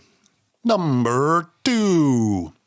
All right, so my number 2 game is one that is not available currently in the United States or outside of China, really. It's called Pinao First Chinese Bank. And I will preface this by saying I've got my hand in the pot in this game. I'm helping bring this to the United States with some of my side stuff. Jing Studio is the publisher who I have worked with. But I'm only putting this game on the list because I've played this game this past year, I think, about 15 times. And I have fallen hard for this game. It is a dice as workers placement, money management, economic game where you assume the role of merchants or in China trying to put up the first banks. And there's a lot of actual history that goes behind this that I love. But I love this game because those dice as worker placement, you end up placing them all across the board to go to different locations and build these banks and try and create an economic engine. And the engine building in this game is super satisfying. I really like this game. It's one that'll hopefully be in Western areas within the next little couple months or so. So this is my number 2, Pinao First Chinese Banks. My number 2 is Clans of Caledonia. There's a lot to like about clans, and I've played this game quite a bit. When I first got it, brought it over to Tyler's house, and I think we played for 3 nights in a row or something like that. We played quite a few games. My family was out of town. Right. And just loved it from the first play. There's a lot to like about the game. It's got a modular board that can be set up in a variety of different ways. You're purchasing pieces off of your player board and placing them on the main board. And it's interesting to determine where you place those pieces, how you're positioning yourself to make sure you can expand to other areas in cheap spaces, blocking other people out of places that that they want to go to. One of the biggest parts of the game that I love is the market. The market is, if somebody buys more goods, they get cheaper. If you sell more goods, I think it's the other way. If you sell more goods, they get cheaper. If you buy them, they get more expensive. Anyway, that market manipulation, trying to wait for the right time just to eke out a few more dollars so you can do an additional action is awesome. Played a lot of this game and I still love it. And that's Clans of Caledonia. That's why it's my number 2. Awesome. My number 2 is actually Dwellings of Eldervale, a real location. No? Have you visited Eldervale? In my mind. You understand what real means. Oh, did you get attacked by a dragon? A wizard. Oh, a wizard. Yeah. So actually, my number 2 is also Clans of Caledonia. I go back and forth on this and one other game being my favorite games overall. I absolutely love this game and everything about it that Kevin said. I second. Clans of Caledonia, definitely my number 2. And number 1. All right. So my number 1 real location game is going to be Coimbra, which is in Portugal. And it's a city there in which this game is a dice drafting game. And there's a lot of... the whole game itself is it's beautiful. It stands out. The colors, the play is really rewarding. Anytime somebody brings this to the table, my eye just gravitates towards it and I want to play it. Like, it's on this shelf that I'm looking at behind Kevin right now. And my eye goes straight towards it every time. I love this game. I've never not had a good experience with this game. And I will play this game anytime anybody brings it out or suggests it. I haven't played it in a while, so I need to play it again, and I need to get a refresher on everything. But it's one that I will always play. So that's my number one, Coimbra. That is on my shelf of shame. So I would, behind Kevin. So I would love to play that at some point. I as well. Looks like a fun one. My number one is a game we have talked about on this podcast previously in episode 1. And that is Teotihuacan or Teotihuacan. Teotihuacan? I still don't know how to pronounce that name. I think it's Teotihuacan. Teotihuacan. Regardless, it's a fantastic game. Tyler talked about it pretty in depth in our first episode. What I like about it, it's got tons of variable setups. It's got tons of expansions that are fun to explore. I love looking at the board at the start of the game and the setup of the board and figuring out a strategy to start the game and trying to execute that strategy. Sometimes it works, sometimes it fails horribly. But when you get it to work, it's just a super satisfying experience. And it's just a lot of fun. And it keeps me coming back to the game over and over again. And like I mentioned, there are expansions that help in that process as well. Love the game. Love every time I play it. Play it a lot on Board Game Arena, which really helps out exploring the game and exploring strategies. So those are a few of the reasons why Teotihuacan is my number one game. Not to mention, it's just beautiful to look at. Yeah, it's awesome. I don't know why, but when I look at that game, I just think it looks awesome. And I love the art. I love the design, the symbology. I mean, I've looked up that city on Wikipedia, and I've gone down the rabbit hole, and there's so many symbols and images that are used in the actual game that I found online, in relation to the archaeology of that city, right? And awesome game. Love that game. And I don't think this is any surprise to either of you that that's my number one game as well. And like I said, I flip-flop back and forth on my favorite game overall, and it goes back and forth between Clans of Caledonia and Teotihuacan. I feel sad that I do not love either of those games as much as either of you have. But then again, I haven't played them physically yet. I've only played on Board Game Arena. And so I want to love both of these games. I've yet to find the appeal to them. And I want to play them physically. You should feel sad. You downvoted them for the board game weekend, yes, for the record. Because I had other things I wanted to play. Like? Everything else.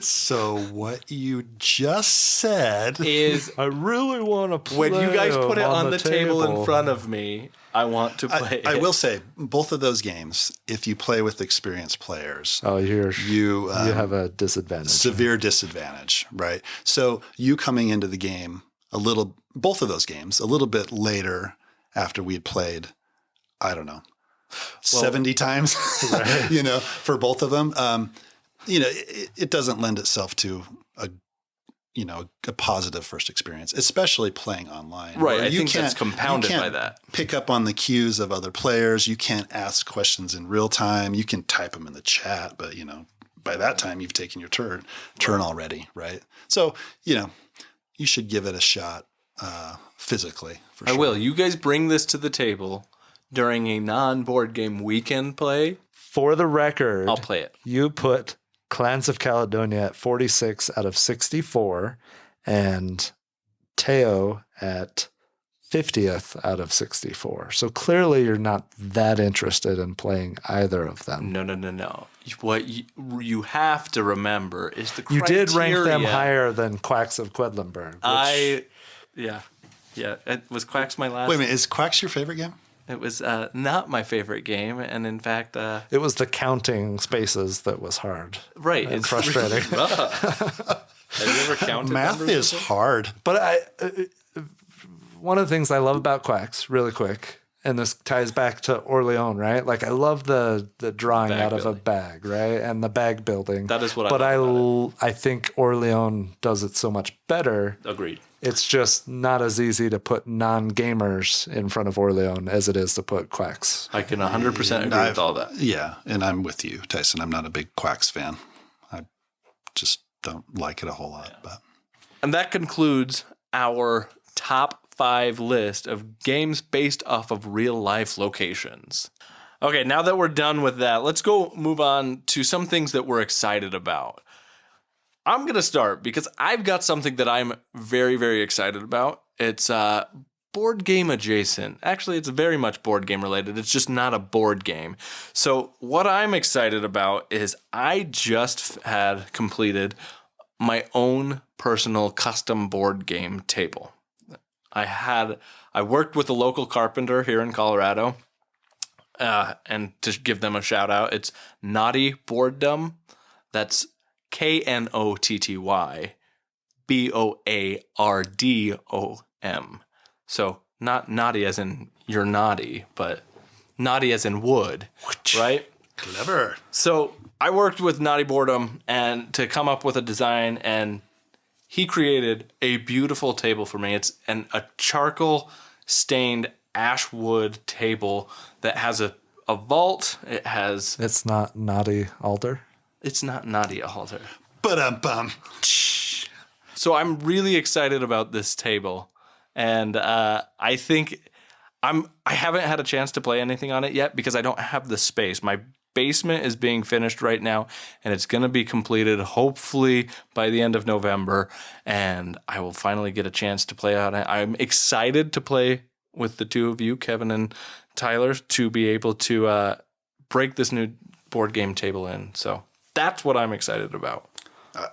I mean, I love my table. Just the experience of playing in a vault. It makes it more of a, I don't even know how to describe it, like a production. It's like an event, awesome. right? And the fact that you can throw the top on, leave a game set up that may be a longer game underneath, or prepare for a game night, put the main event below, get a filler on top while you're waiting for people. I mean, it's awesome. And I've seen pictures of your table. It looks great. It looks Well, and even to put fantastic. that top on, because I've got 3 young kids. Oh, yeah. And protecting my games from them. I've set up games in advance at my house on the dining room table before. Kevin, you've come and seen how my kids try and play with everything, and it's rough. So having the vault, I'm super excited. I can just set it up, cover it, and when game night comes, I don't have to worry about setup or anything. Is it a standard height Yeah. table? Cool. Yeah, it's standard height table. It's got a pedestal in the center instead of 4 legs.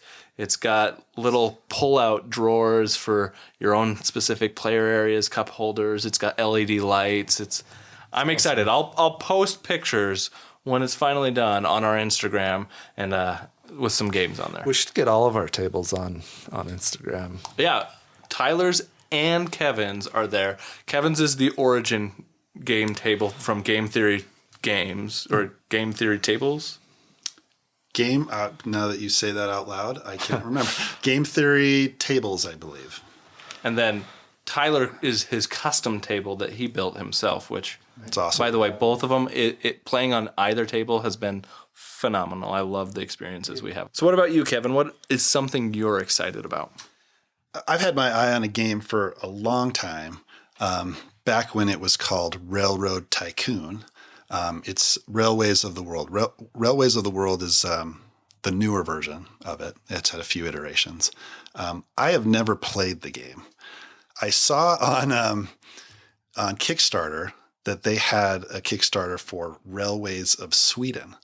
And as part of the Pledge Manager, you can always add on additional games, and Eagle Gryphon Games does that for every Kickstarter they do. You can pick up any Vital Lacerda game when they do a Kickstarter. So I'm like, this is my perfect chance to get into this game. I spent some time in Sweden about 25 years ago. Anything Scandinavian related, I'm immediately interested in. And, if it has a map to it, even better, I want to pick it up. So I did the Kickstarter for that and just completed my pledge manager for Railways of the World. And I'm super excited for it to come. I did the split shipping option, so I should be getting Railways of the World before Railways of Sweden comes. And I'm excited to dig into it, see how it plays. Man, you're old. 25 years ago? Yeah. 5 years ago. So I did something similar. I was in the Netherlands and Belgium, but it was only like 20 years ago. Oh, it's only like 20. Well, makes But I feel the same way anytime I see a game that's got Amsterdam or Bruges or the Netherlands, Ticket to Ride, like Koevoorden, anything that originates or is about that area, I buy up. The one I don't have Lowlands by Z-Man Games, and I'd still like to get that one. But I've got like Rising Tide, Pandemic, yeah. Same thing for me. Yeah, I've got Ticket to Ride Nordic Countries, which happens to be my favorite Ticket to Ride. It's the most cutthroat version. And my kids and my wife get a kick out of me pronouncing the city names in how they're supposed to be pronounced. And they're like, well, that's not what it looks like. Yeah. You know? Oh, I actually just the other day got the Benelux, which is Belgium, Netherlands, Luxembourg map for Power Grid. And I busted out the other night, and 4 of the 6 cities that I lived in are on the map. You know, I've seen some of those city names on Hansa Teutonica, and it's just cool to see places that, you know, you're super familiar with. Yeah, it's like I lived in Stockholm, or I lived in Uppsala, or, you know, these places that are actually on the map, and, you know, lived there for a while. So I've got stories about each of the places, and this is kind of fun. Yeah. Yeah. One thing that I'm excited about is the new Res Arcana expansion that's been announced. And it is called, and I'm going to butcher this because I don't speak Latin or whatever this is, Perle Imperi, right? It's expansion number 2 for Res Arcana. Nailed it. You know, I knew this was coming, and I know it, you know, I've known it's been coming for a long time. I'm fairly quick to pre-order things as soon as they become available. This thing, I thought it was never going to become available, and finally it did, and so I pre-ordered it in the last week or so. I'm excited to play that. That is a staple in our group. We play it on Board Game Arena all the time, and I'm just excited for the new mechanics that it's going to add, and just, you know, it's such a great experience. I can't wait for more content. One more thing that I'm excited about, I recently, as both of you did, I watched the new Dune movie, which was awesome. And I can understand how some people might say it was a little slow in places, but from someone who's read the book and has, you know, I'm not an expert on the series, but I loved every second of it, every scene. It felt like it was clearly made by someone that understood the material and loved the material as well. That was something that stood out to me, that having read the book, I was very much impressed at how true the movie stayed to the book. Like, yes. It did such a good job of that. Like it took out stuff that was okay to take out, while maintaining the things that were there. The one regret I had, I think, was Dr. Yue. You didn't like Dr. Yue? It didn't get across the fact his importance, and his imperial conditioning was not there. Like, he had the tattoo on his head, but not knowing the book at all. And Kevin, you may be able to speak to that. Did you understand at all that Dr. Yue, it was almost impossible for him, like, it was unfathomable that he would betray the Atreides? Who is Dr. Yue? My point exactly. Oh, no. Oh, I remember. He gave the tooth. No, he gave the tooth to Poe Dameron after Thanos died. And then the Death Star was destroyed. Had Aquaman died at that point? Well, Drax was going around killing people. And then Drax was... Am I getting the right movie? I mean, I can't. Mm-hmm. All of them. Okay, right. I mean, I liked it. I thought it was a great movie. There was also some Greatest Showman in there. Oh, okay. Oh, and Dr. Whatever from Thor, who was gained a lot of Oh, weight and started sure. floating and flying. Yeah. And then Duncan, Idaho. Right. That name makes sense in that universe, right? And then the hero, Paul. That's a little biblical, right? Oh, is that what they're going for? I don't know. I don't know either. It's possible. I've given the movie a hard time for some of the names and stuff, and I don't have a background in reading the books or really know anything about Dune until watching the movie. And I thought it was good. I liked it. I thought that it was super dramatic, which isn't necessarily bad in a movie. And the cinematography was awesome. The music was great. So I liked it. Not as jazzed up as some of the other guys on this podcast are. But I'm looking forward to the next one, and I will definitely watch it. I loved the sound effects, especially when the Bene Gesserit or Paul used the voice, especially when he was like told his mom, like, get off me, I don't know, just powerful moments, and just thought the movie was absolutely awesome. Loved it. The thing that I was actually excited about was that they finally came out and announced that part 2 is going forward. Because if they hadn't, then it would be the lamest movie ever. Right. But knowing where the story goes, I'm really excited to see How it comes together. Yeah. I don't want to spoil anything, but no, I'm not going to spoil anything. But knowing where the story goes, I'm really excited to see how they do. Agreed. That's it for the movie corner. Yeah, and Whatever, in fact, Kevin. that's it for what we're excited about today. That means that we get to close this episode a little bit by announcing our episode after episode award of the longest turn. This might take a few minutes. Right. So Tyler, why don't you explain the longest turn award and what's significant about this episode? So we like to award, we take long turns, right? And Absolutely. We're trying to cut down on that, but there's always someone that takes significantly long turns in some Significant. games Tyson. that we play. It's surprisingly Tyson, not this episode. Or the last episode, I believe. Yeah. Well, I think we've teased him so much about it that He's making a He's concerted never effort actually made a take long turn, and quick- you're all just mean to younger people. Okay. So anyway, I thought it would be really cool to create an app for tracking our turns. So I spent a few hours one night before a game night where we played Praga, and I wrote this app where I can enter in players, and I can control starting and stopping their turns, and when I start one turn, it stops any current timers that are going, right? So I thought this would be awesome. I was excited to test it out. Hey, we can track to see whose turns take the longest. I was a little weary of it taking away from my game, and we sit down and we played Praga, and I had the timer going, and just kind of said, hey, when it's the end of your turn, let me know, and I'll start the next person's turn, right? And surprisingly, Tyson did not have the longest turn. What was my my ranking? I don't have the dashboard up in front of me. In other words, I was the shortest average turn.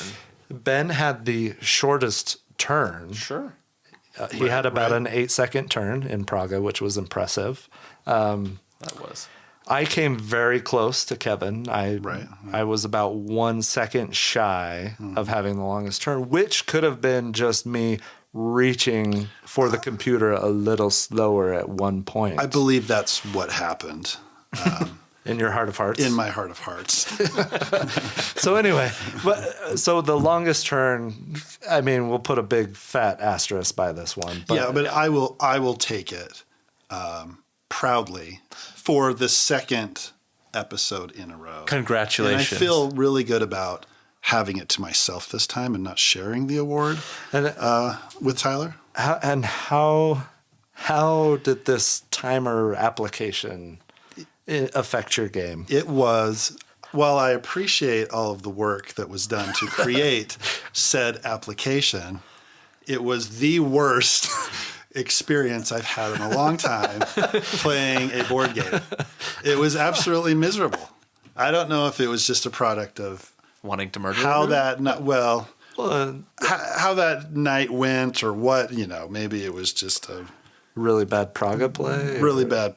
I don't know. Maybe I was playing. The reason why I was playing bad is because you're timing every stinking turn. And that So the created added some stre- anxiety, right? So the added stress and the added anxiety of trying to take a quick turn and not, it took away for me, the enjoyment of the game. And the reason why I play games is to just hang out with buddies And take have really a good long time, turns. take long turns because it's fun, BS between Talking, turns, yep. talk to people. Like we played through that game so fast. We shaved at least 40 minutes off At of least that 40 game. minutes, if not an hour off that game. That was definitely our fastest play of that game. Because usually what we're doing during the game is kind of talking and it's just BSing and having a good time. This was like all business. Boom, boom. Oh, did you stop my time? No. That's like 2 extra seconds. I better not get longest turn, It was just thinking about that on top of the game was just a miserable experience for me. And it took me out of the game. At least that's what I'm blaming is Fair. is It's that fair. It's app. possible. So anyway, I did not like it. Not saying that this shouldn't happen occasionally again when I'm not there. But So I've toyed the idea of making it more discreet and putting it on my phone and then tracking turns unbeknownst to the players who are at the table. if it becomes beknownst, then that is that a word? I don't know. It is now. I don't know if that's a word. Webster. Then you can still have the same problem. But as long as it's unbeknownst, then Right. that could work. You were so upset, and I thought for sure you might be done playing Praga after that experience that I felt really bad. I mean, we were playing at my house. You always feel some responsibility for making sure that everybody has a good time when you're hosting game night, right? I felt so bad that I threw it out there that, hey, Kevin, I would love to play Monster Crunch with you. And how was that experience? Did you see the I don't even beauty? remember who won, but I did. Oh, Did you? No, you. I'm going to take the credit, even if I didn't. I think Ben won. Didn't Ben win? I can check. Did you see But the beauty that Monster Crunch is? Right, the production value, the variable player powers. it's very nice quality. Right. I mean, it has cereal the cards in a have bowl. the same feel that what's the pandemic-like horror game that came out? Horrified? Horrified. Whatever, Tyson. No, the components, the tokens have the same feel as Horrified.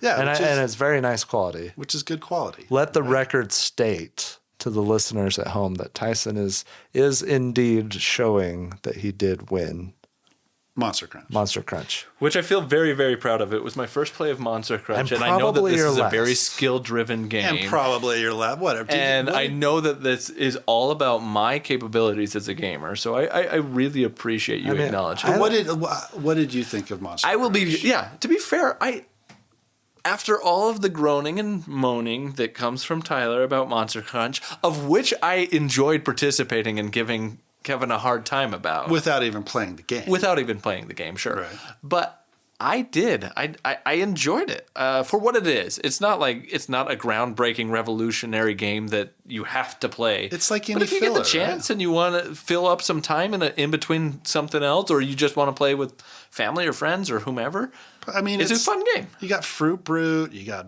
Boo Berry. I mean, I love nostalgic cereal as much as anybody else. But Right. It's have you tasted the game?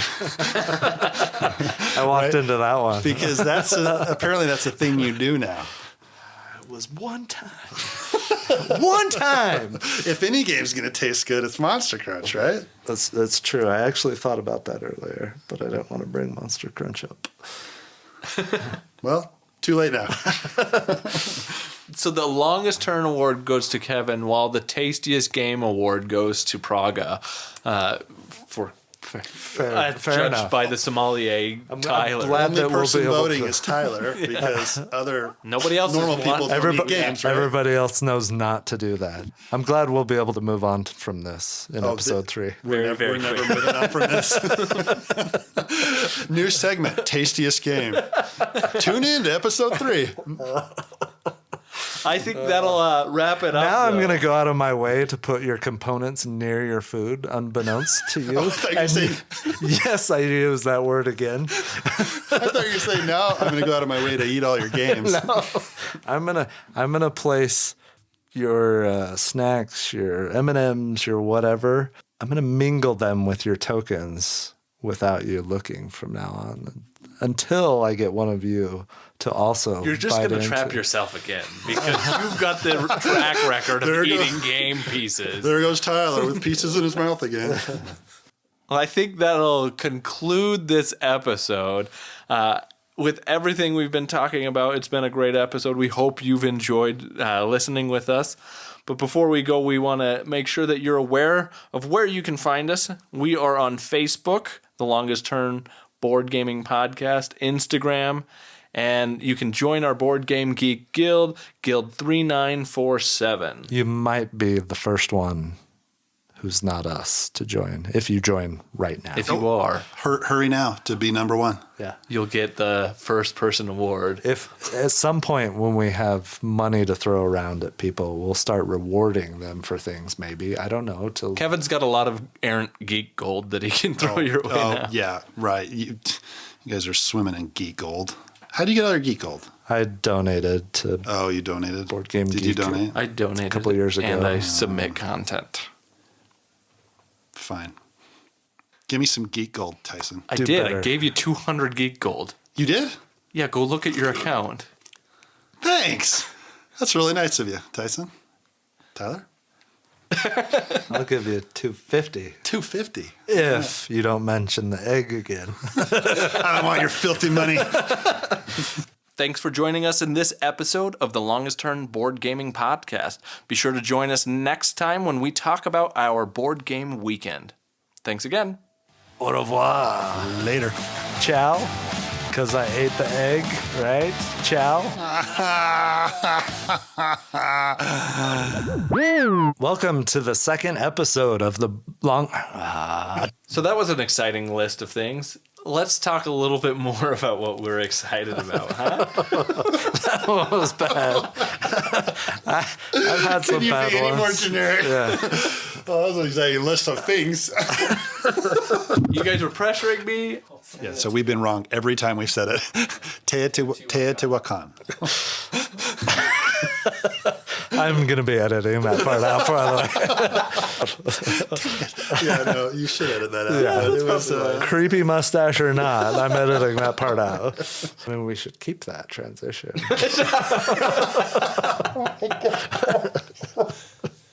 yeah, I would go. Sorry,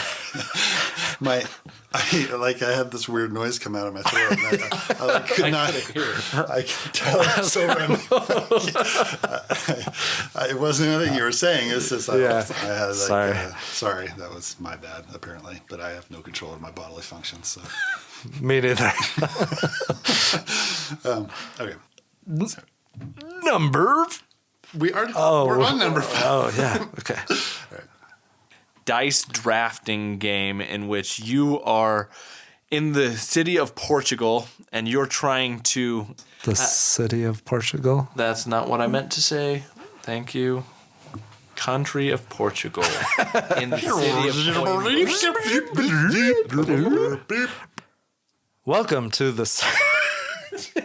We are the longest turn. Oh. Thank you for joining us in this episode of the Longest Turn Board Gaming Podcast. Join us next time. Nowhere to go with that. You backed yourself in the hate corner that? there. I do that the whole episode. I'll start to say a sentence. And I'm like, oh, where do I go? Where with does this? that end? That doesn't end. Thanks for joining us in this episode as I punch the table.